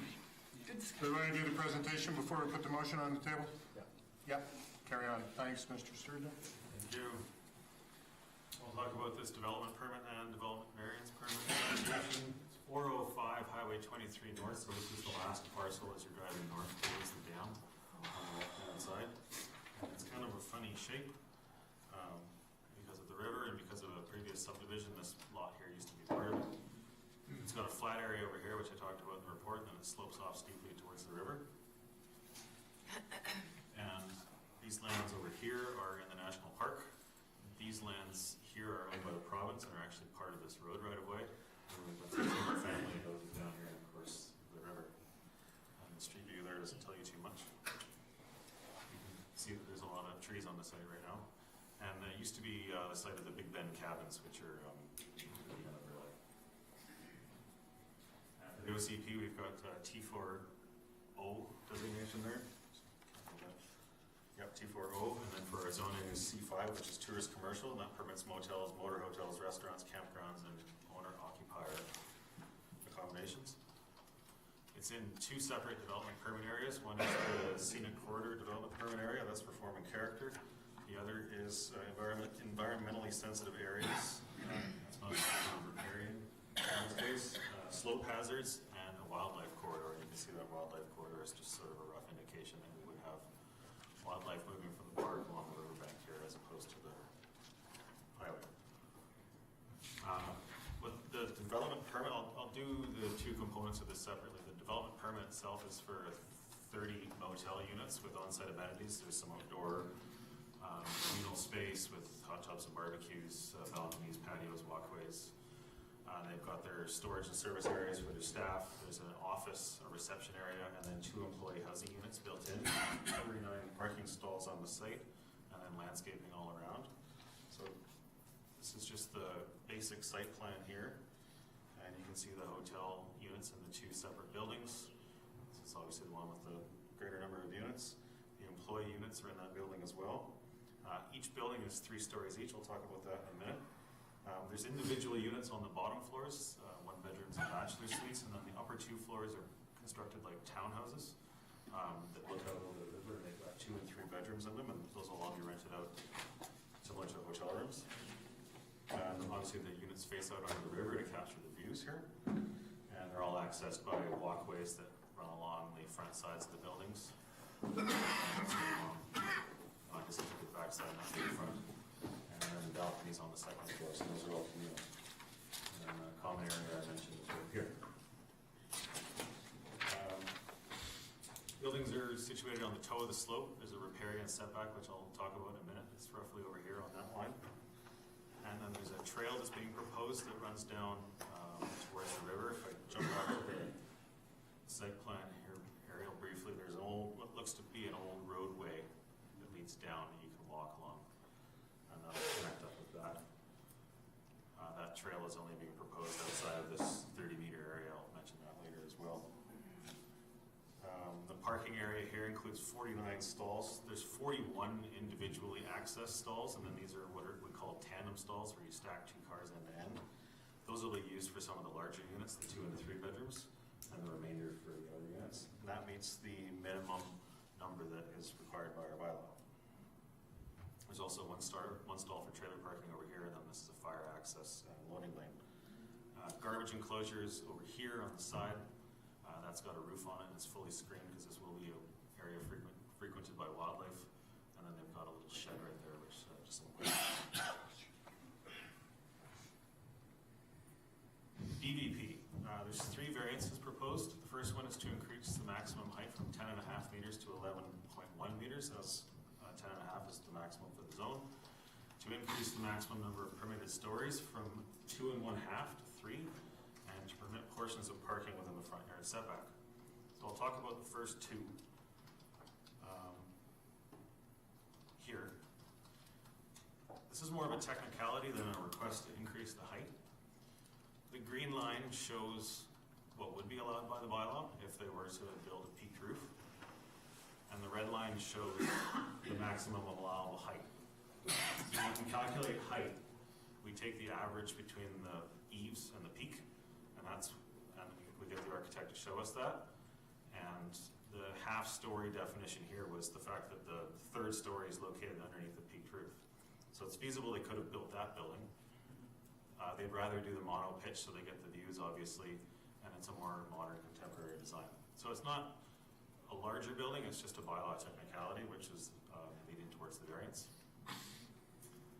And for the parking, sorry, my slides are out of order here. This is the area to be located in the setbacks. They're minor intrusions. It made more sense to accommodate a variance than to reduce the parking on site. And those are my justifications that I'm just going over here. So, and we don't see any negative impacts to the neighboring property owner. Jump back to the aerial image over here. Sorry, my site plan. This is the neighboring property owner's house. And this is a shed garage over here. So we don't anticipate any impact on their views whatsoever from this height increase. And as far as the form and character is concerned, that's a shot of what the buildings would look like from the river.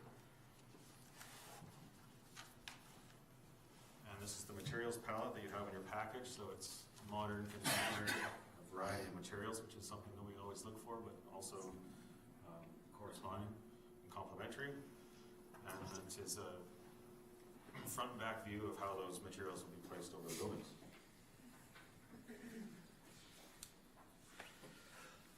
Just a quick note on the guidelines. The guidelines for the steep slopes area are to ensure that all developments outside of the 30-meter riparian setback, which we have shown on their site plan and on their survey, so there's no need for a consultant report for the riparian area. As far as the geotechnical issues on the site, those are all addressed in the geotechnical report, and there will be a geotechnical engineer on site during the construction to monitor anything that might need to change, and that'll be a condition of the DP. And as far as the form and character, the color scheme blends into the surroundings. The wood is complementary, obviously, to the existing trees. The structures complement the topography. They're away from the highway in this case, which is opposite what the guidelines call for, but considering it is a highway, there is not normally buildings fronting right on the highway. We thought this was an appropriate reversal of what the guidelines talk about. The garbage and recycling areas are screened consistent with the guidelines, and the landscaping is quite extensive. And to accommodate for the fact that the parking is right up front, this landscaping here will be quite dense once it fills in. And all these plantings were chosen to be able to accommodate spray from plows and all of the salt that will accumulate over the winter seasons. And then we've also got snow storage areas throughout here. And it's difficult to show on here, but these circles you see in the parking area are trees that will be removed, and there's some existing trees that will be retained in this area and up here as well. And they have a tree management plan they've given us to make sure that happens. So we put a few conditions in the actual permit document. That's of course that they have to adhere to the architectural plans and the materials provided, that all the parking lot lighting will cast down and not outwards. And then there's going to be shields installed to make sure that there's no bleed or glare onto the neighboring property or onto the highway.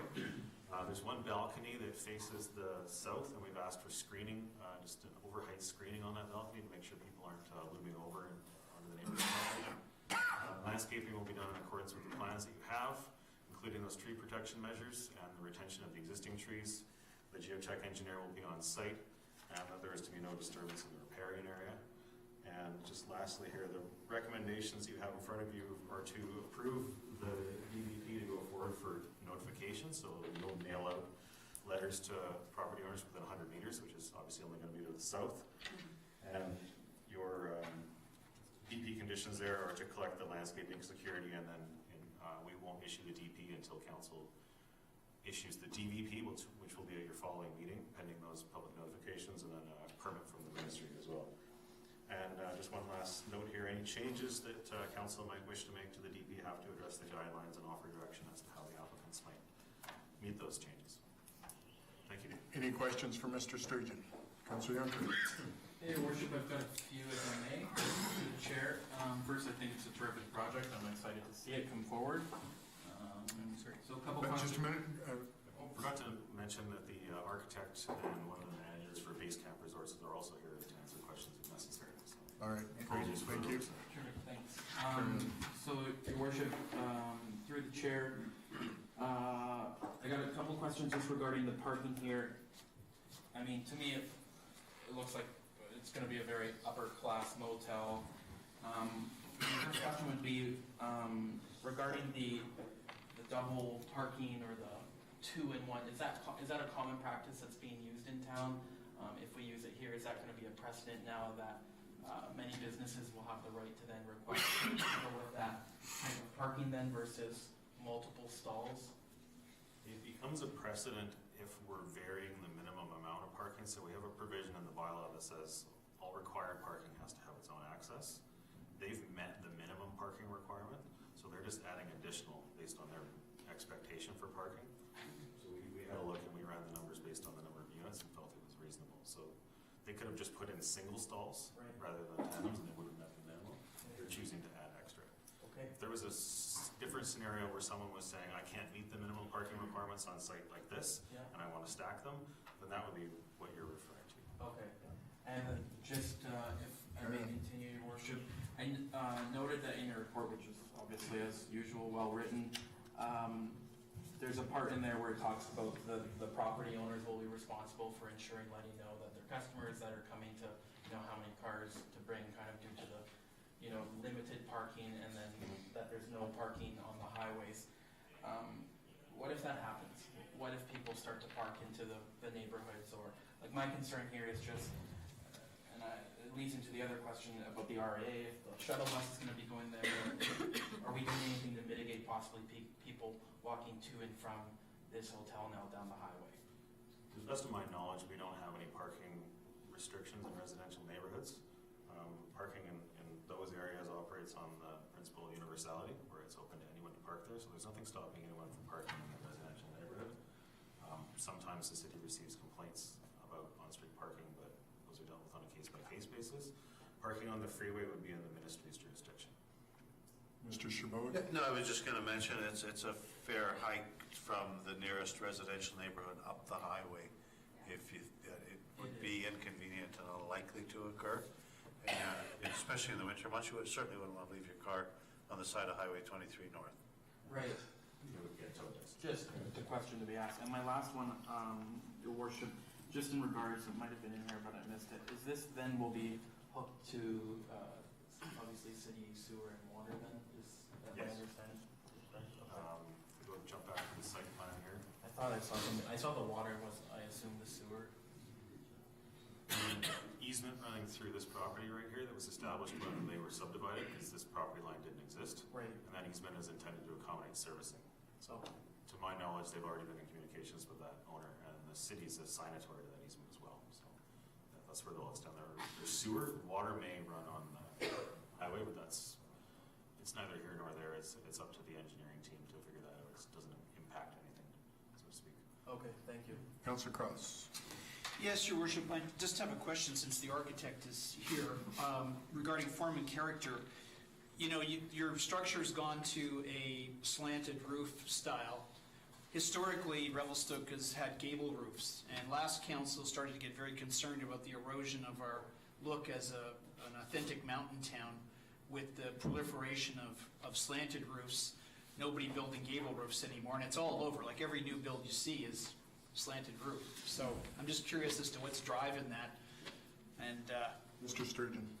I did note that, just before I'll let Jamie answer, I did note that in the report that we didn't, as staff, make an issue of that because we felt that it was so far from the downtown core. Right. That it may even look out of place. Yeah. If they were to put something more historical there,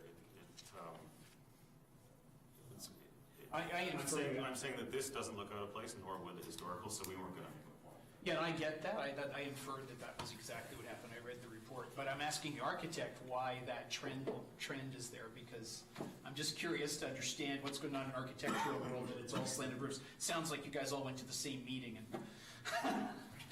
So, it's a curiosity question. Jamie, do you care to weigh in on that question? You don't have to answer, but you're welcome to. Yeah, it's a curiosity question more than anything. Certainly, you can also drew the drawings you're looking at from James Clark, icon for the registered practice in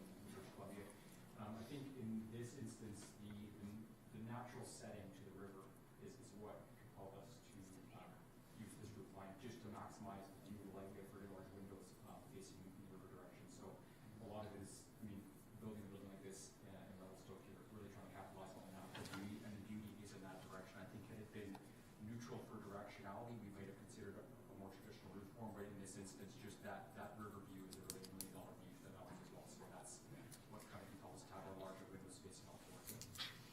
Thank you. Thanks. Any further questions? Councilor Ryan. I noticed that you mentioned there's going to be a new crosswalk. That doesn't strike me as something that would be really expensive, but are the developers paying, or are there any maintenance costs associated with that? Crosswalk? Did I make that up? I have it on my notes, but I was also at the gym when I was reading this, so maybe I was like a little weary. Let me describe what there will be. There's an existing pedestrian passageway that leads from Highway 23 into Pierce Drive. And there's an emergency access on the site plan, which will double as a pedestrian access. So if someone does choose to walk down here, and I think it's a few hundred meters, they'll walk down the shoulder and then they jump in somewhere down there on that, probably get it around here. Okay, there, the end of the cul-de-sac is where you can get into the residential area. So it's just that distance there that they walk on the shoulder. That's in the ministry's jurisdiction. So there's no cost, maintenance cost, or any additional cost for the city at all? That's, okay. Any further questions for Mr. Sturgeon? So, thank you, Mr. Sturgeon. Appreciate your presentation. There's some motions in your package, so I'm going to ask Councillor Brooks Hill, you put your hand up first. Motion number 1. We're going to do these separately, is that correct? Yeah, 1, 2, and 3. Luckily, The application DVP 2018-08 be approved. there's 2 of them there. Jump to the next one. To the next one, I'm sorry. 11. 11A, with applications DP 2018-11 and DVP 2018-10 be approved. Second time motion, Councillor Ryan. Any discussion on that motion? All those in favor? Motion's carried. Motion number 2. Your worship, I can... Councillor Juncker, go ahead. You can just say the motion in the package. Yes. Motion in the package for 11-2. Seconder for that motion, Councillor Brooks Hill. Any discussion on that motion? That's for the development variance permit, so to increase the permitted height and the maximum amount of stories and the parking. Okay, we've got a seconder, I guess we did get one, right? Yep, okay, all those in favor? Motion's carried, thank you. Motion number 3, what's to put forward, Councillor Juncker? Same thing, your worship, motion for 11-3. A3? 11A3. It's, so motion by Councillor Juncker, is there a seconder for that? Councillor Charlette. And that motion basically says we're going to receive some financial security for landscaping and the issuance of a highway access permit from the Ministry of Transportation and the issuance of the DVP permit. Okay, any conversation on that? Just a quick question. The development cost charges that go along with this application, do you have any idea what they make total to? Off the top of my head, I couldn't tell you. They'll be assessed if they apply a building permit. It'd be on the commercial basis, which is the square footage of built area, right? Any further questions? All those in favor? Motion's carried. Thank you. Mr. Sturgeon, do you have another presentation for item 11B? This is the development variance permit for 103 Victoria Road East, which is the Regent Hotel site across the way. This aerial image shows the Regent back entrance. Well, I guess that would be their main entrance over there. And this is the Cheers Liquor Store, Victoria Street over here, and these are the lots in question. All of this is owned under the same. I mentioned in my report about third-party signage and comprehensive, but we've taken this to be a comprehensive development, given that the freestanding sign is dealing with this and that. And this is the parking for this and that, and it all functions as one site. That's the existing sign there, seen from Victoria Road. Our OCP and our zoning are not terribly relevant to this situation right here, but nevertheless, we've got T5 as our OCP and C1 as our zoning, which is our most comprehensive downtown commercial zone. zoning for the rail corridor over here, otherwise consistently commercial, and then just off the edge here, we've got some residents.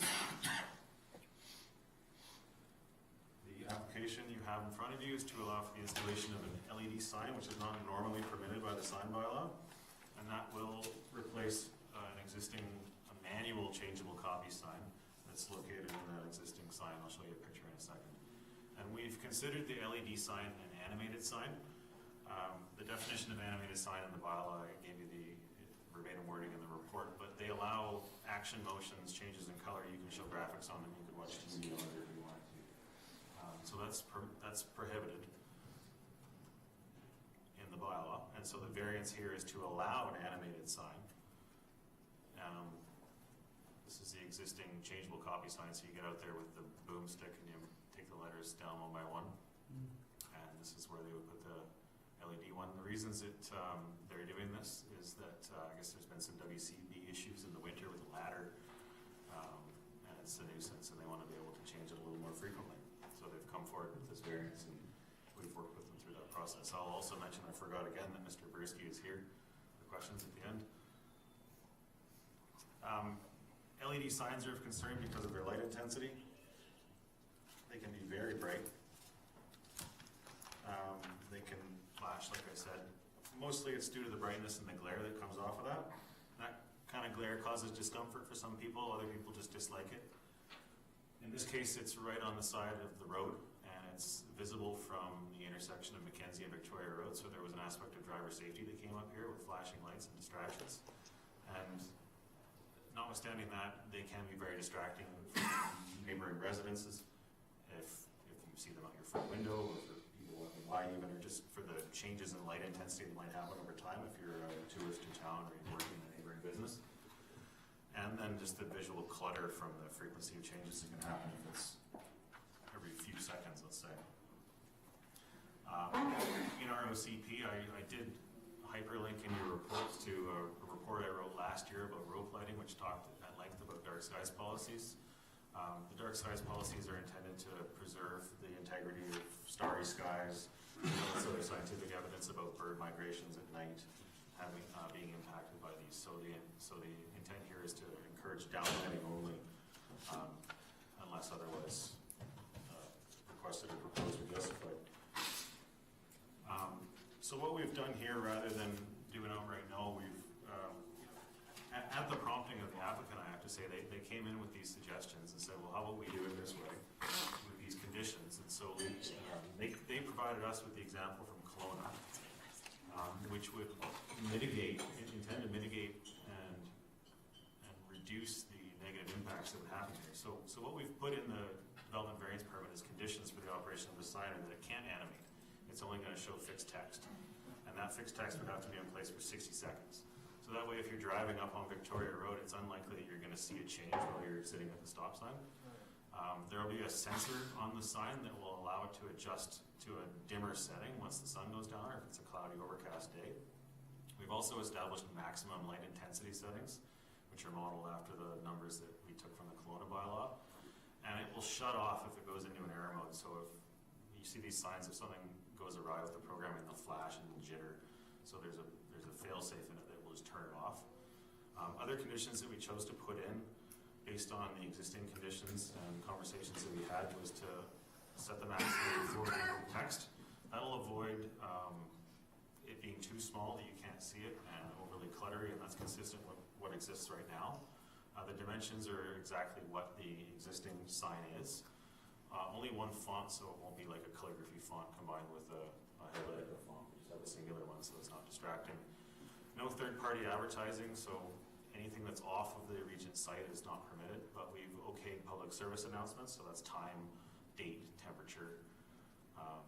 Color temperature is a term that refers to the warmth of a light. So 5,000 and 6,000 kelvins is getting up towards daylight. Some places you see very blue bulbs. That's a high color temperature. 3,000 is a comfortable one, and when you get down into the 1,000s and the 1,500s, that's like the street light you see outside right now. It's kind of yellow. And then in this case, we've specified that the background color will have to be black, and that'll again reduce the distraction. So we feel that these conditions will reduce and mitigate the negative impacts that can be associated with these. And the concerns over flashing and animations are alleviated because it won't be allowed. And this allows the applicant to use the convenience of this technology, and there is a reasonable buffer to any neighboring uses. So we took that into consideration as well. Any questions, councillors? Councillor Cross. Yeah, through the chair, Daniel, great report and really commendable, Mr. Barucci, on the coming to the fore on the gray areas. So I really like that. So in principle, I really like this idea. Do you have any idea, as planner, how many commercial properties on Victoria Road are likely to want to do this? And I'm trying to add up the possibilities, because if all Victoria Road does this, I think we got an unintended consequence. Right? As much as this, I fully like this project, I'm just worried about the future. I would have to get out a map and count them. Yeah, I was just trying to do that in my head, you know, like how many, because if someone's coming down Victoria Avenue Road into our town, it would be, I think, tragic to have 12 or 14 of these things. One way I can answer that question is that so this is an existing freestanding sign with an existing changeable copy panel in it. Changeable copy panels are normally not permitted, and freestanding signs would have to go through a development permit process. So if there was a proposal for another one of these, it would be coming to council as a development permit for the sign itself, and we'd look at the design of the sign, the placement of the sign, we'd look at the size of the panels, and we'd be looking at it in a more comprehensive way than we're looking at it right now. So it is possible.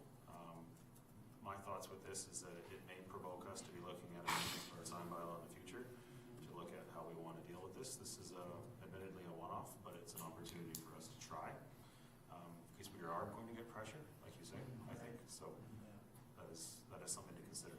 Yeah, and just to follow that line of reasoning, Just before you go on, Mr. Bursky, do you want to speak? Thank you, Mr. Mayor. I just wanted to mention a couple things. First of all, with regards to that sign, the main aspect of it, it is old. The old aspect of hanging a letter, one letter at a time, on the ladder. I used to do it, but I got a little scared this year. I'm not doing it. The reality of it, it's this new type of digital sign is happening all over. What we have to do in Revelstoke, and I like to set the example, and Dan has put a lot of good things on, and I tried to put some things on.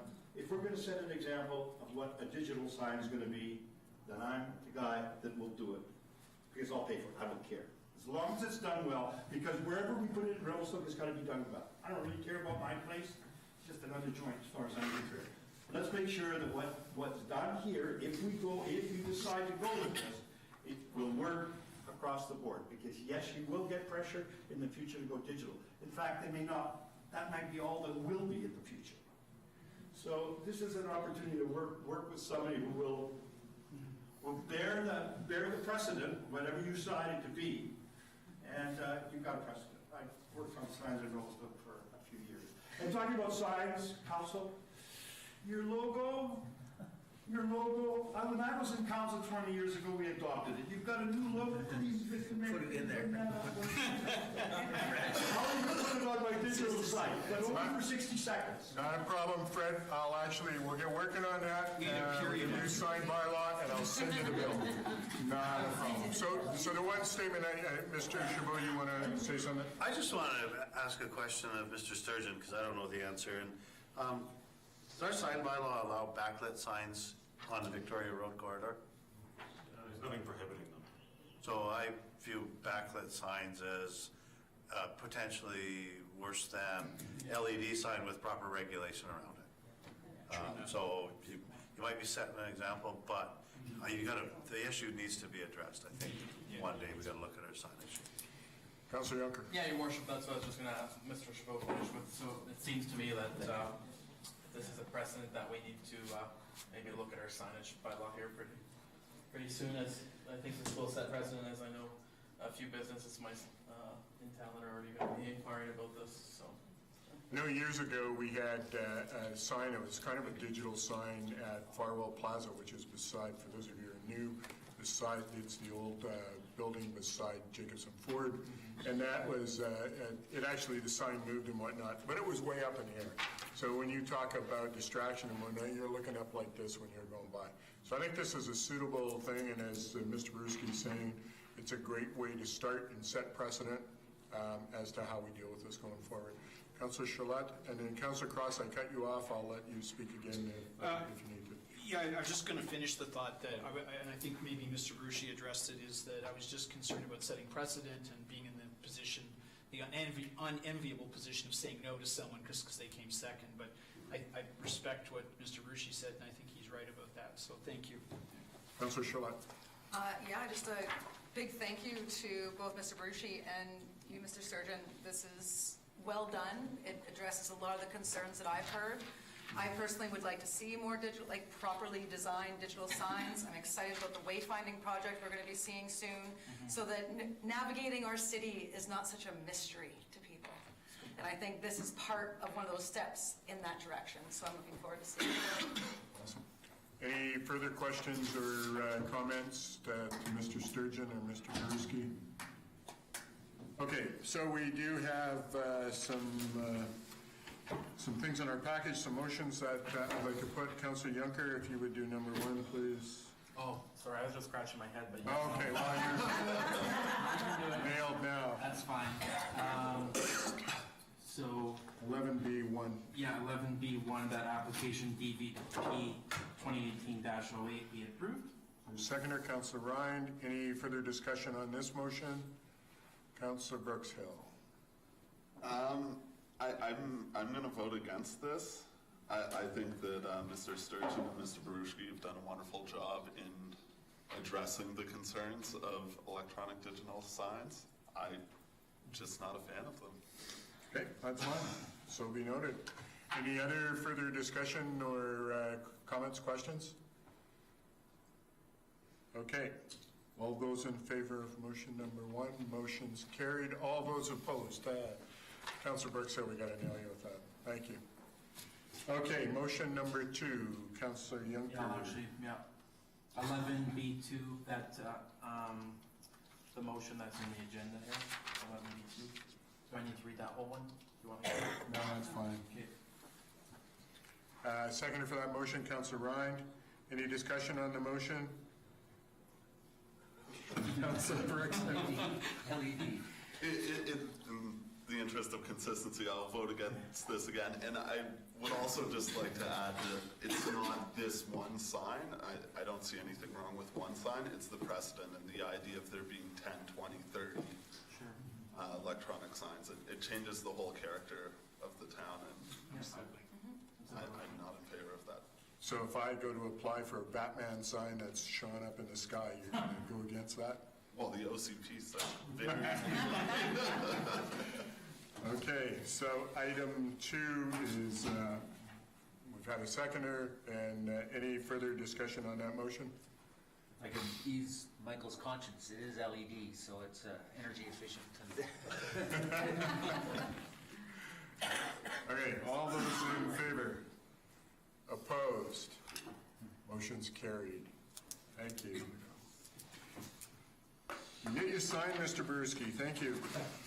Make sure you change yours. And I would just comment that I think it's very brilliant of you to be first in. Because I'm not so sure it's going to be that easy after this. Thanks, Fred. Hey, thank you, guys. Appreciate it. Okay, item C, 11C, you have a presentation? I don't have a presentation, I'll just make a real quick note about this. It's very straightforward request here. Family Day weekend's coming up, and it's to extend the liquor service hours. The province requires that council give their blessing to certain liquor license applications. And in this case, it turned out that this was one that needed it, because it's an extension of hours past midnight. We're going to look at finding a way to avoid this kind of thing in the future. It seems like a lot of work, but it's just a 2-hour extension. Someone want, Councillor Juncker? Just want to clarify too, I believe I read in the report the RCMP said they had absolutely no issues with it either, correct? Yes. Councillor Brooks Hill. I'm just slightly confused. Doesn't the Traverse already have a permit to sell alcohol till 2 a.m.? That's Sunday. Okay, that, I thought it was that, but I just wanted to clarify. Okay, who's going to make the motion?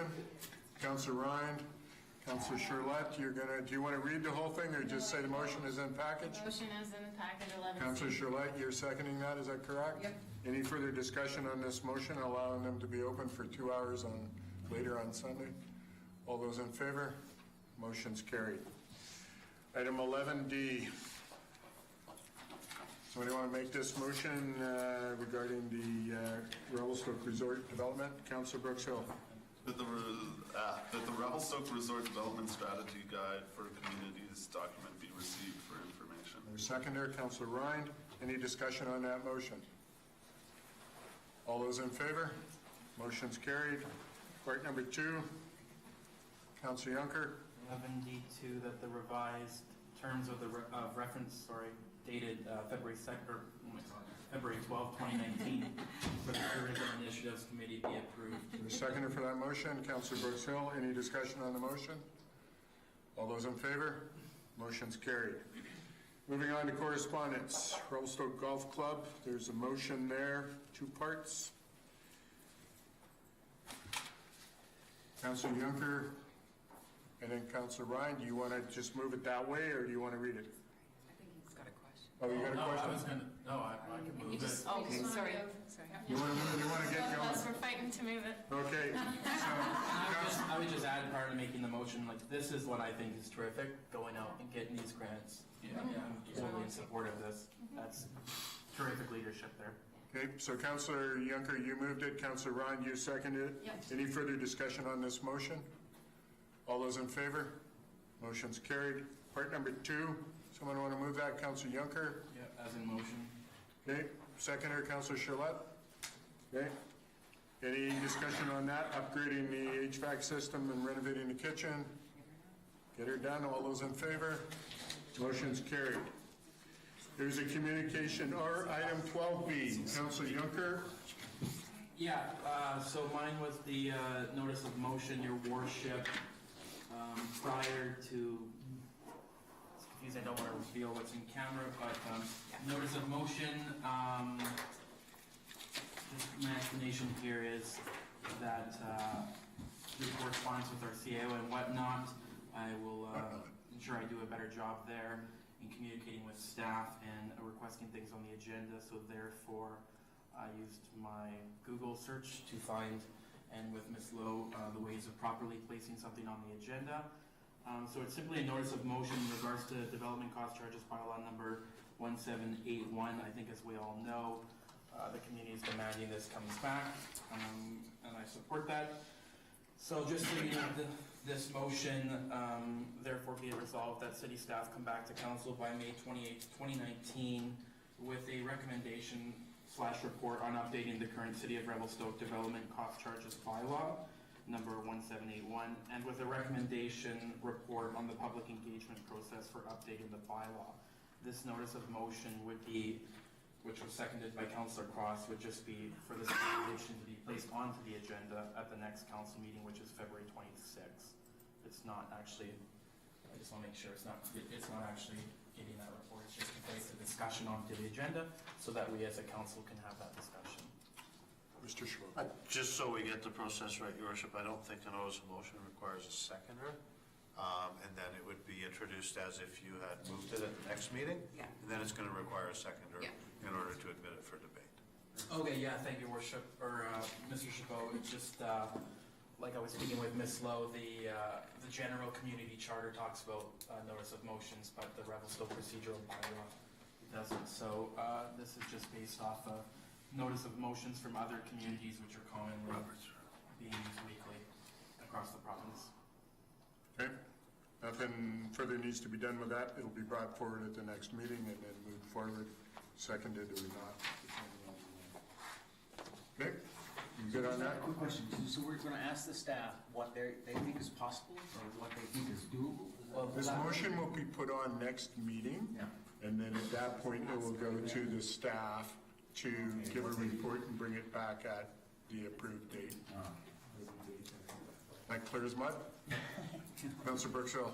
I have a question somewhat related to this, but more just, anyways, so I know this was said before, but so if a bylaw is defeated, there's a statutory requirement that it can't be brought back for a certain amount of time? Is that?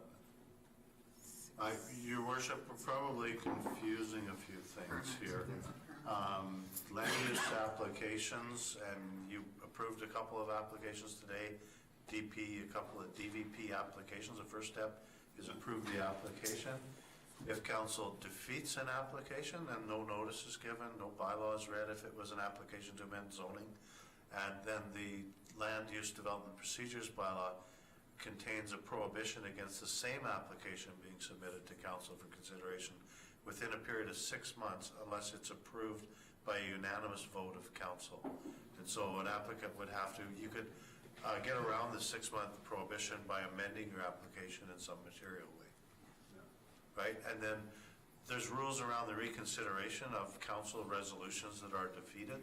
The mayor can ask council to reconsider and vote again on a matter at the same meeting at which that occurred or at the next meeting, provided that the subject of the resolution hadn't been materially advanced by an officer and an employee in the time between the meeting where a motion was defeated and it was brought for reconsideration.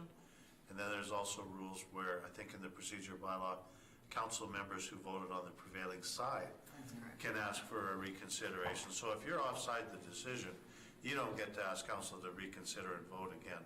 But if you voted in the majority, whoever won, either for or against, and you had second thoughts about it, you could move that it be reconsidered. It would have to be accepted, and then that item would be there for vote again. Those are relatively rare, but yeah. Does that make sense? So But it's not a bylaw. A bylaw doesn't have to be weight. This is not being a bylaw, if I may. Yeah. No, this is reconsideration on a resolution or a motion or reading of a bylaw or. okay. This is just setting up a conversation. Yep. Yep. Yeah, no, I just talking about this made me want to clarify that. Yeah, yeah. Okay. It wasn't necessarily. No, I appreciate that. Those can be hard to get your head around, right? Okay, moving on. Correspondence. There's a letter from Mr. Starling in your package. Do any of you wish to do anything with that letter or talk about it? Or just receive it? Or do not? This was presented, forwarded earlier on. We've had this comment, we touched on this earlier. Yes. Yeah. It came up. Next one. Your worship, Mr. Starling asked that it be placed onto a council agenda. Oh, I see. You want it put into the public environment. There's nothing much we've already made some big advances in the public in the housing front right now with the last endeavor that was released from the schoolyard. Yeah, and just in dealing with this letter, I mean, there was grant funding available, but it was for basically Not-for-profit housing societies or for-profit firms that partner with them to develop affordable rental Yep, housing. thank you for getting me through that part. So, Worship, if I could, just to be clear too, Sure. It really isn't necessarily available for members of the community or the public to dictate what goes on a council agenda. We find sometimes we'll get requests to include things on a council agenda that are not within the jurisdiction of council, nor within necessarily a sphere of concern. It might be somebody else's, and at those times, we may well refuse. The issue of affordable housing is a really important one, a big issue for this community. We thought putting it out in the open and giving it the attention that he felt it deserved helps promote understanding of the challenges and the opportunities in housing. But you'll see in the in-camera agenda, there's an item where an individual requested it be on a public agenda, and we've chosen not to do so. I think across. Just a minute. Yep, thanks, Councilor. I totally understand that, Mr. Chabot. I do have a question though, just from my understanding on process. So the grant money that would have been available was for not-for-profit, right? And our housing society is not-for-profit. We have a big project that's ready to go. Planning is looking at some final approvals there, is my understanding? It's in the process. It's in the process. So did we have a sort of a clean miss there where we could have got funding on a project that was already in the can at that time? I need to understand what's going on. If we had a project proposal to submit, but proponents were intended to build, manage, and operate rental housing for the foreseeable future. And so you needed to have an organization with the capacity to do that. Out of 42 applications that were approved under this program, only 2 were municipality operated, and those municipalities must have in-house capacity to deliver on that obligation that goes along with the grant. Those were Seashelt and Kelowna. Yeah, I read that. You know, all the others were not for profit, so it was primarily targeted there. We weren't ready, nor do we have the in-house capacity. We're challenging to deal with land use applications that come in. Ms. Wade may have. So. Yeah, and just for further clarification on that, we did receive funding under the CBT partnership for the project that's currently underway, which is a partnership with BC Housing, and came from a similar pot of money but a different program. And then, and so that we did get a project under a different proposal call.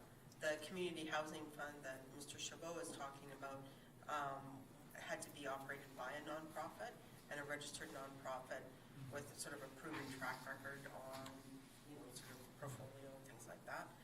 And the project that we had that didn't make the funding from the CBT partnership needed to be retwigged in order to meet the criteria for the CHF funding, because there are 2 different types of funding. Right. And so there was some back and forth and discussion on how that what that could look like. So in a future funding call, we can look at that. Councilor Cross. Just a follow-up question. So the project that's going to be coming at us, or that's close to ready to go, that's not a rental project anyway. That's a buy project. No, it's a rental. Oh, it's a rental. Okay. Yeah, Thank and you. it's under the CBT partnership. Yeah. Thank you. TBC housing. Yeah. Thanks. Yeah. Any further discussion on Mr. Sterling's letter? Councilor Elliott? you have a question? You anticipate more funding to come from the provincial government? Well, this was part of an announced 10-year community housing fund that was going to invest $1.9 billion in housing in the province. Should we be prepared for the future? Like, We should try to build capacity in community organizations, not-for-profit societies, to deliver on housing in partnership with the city and others.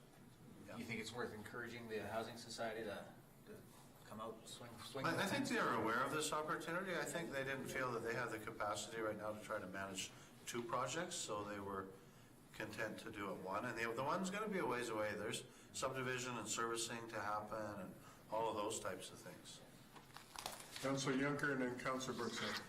Oh yeah, Your Worship, thanks. Just through the chair, I was just going to add that, as Mr. Chabot indicated, that's a commitment from the current provincial government, and as governments change, so do budgets and funding. Thank you for that. Councilor Bergson.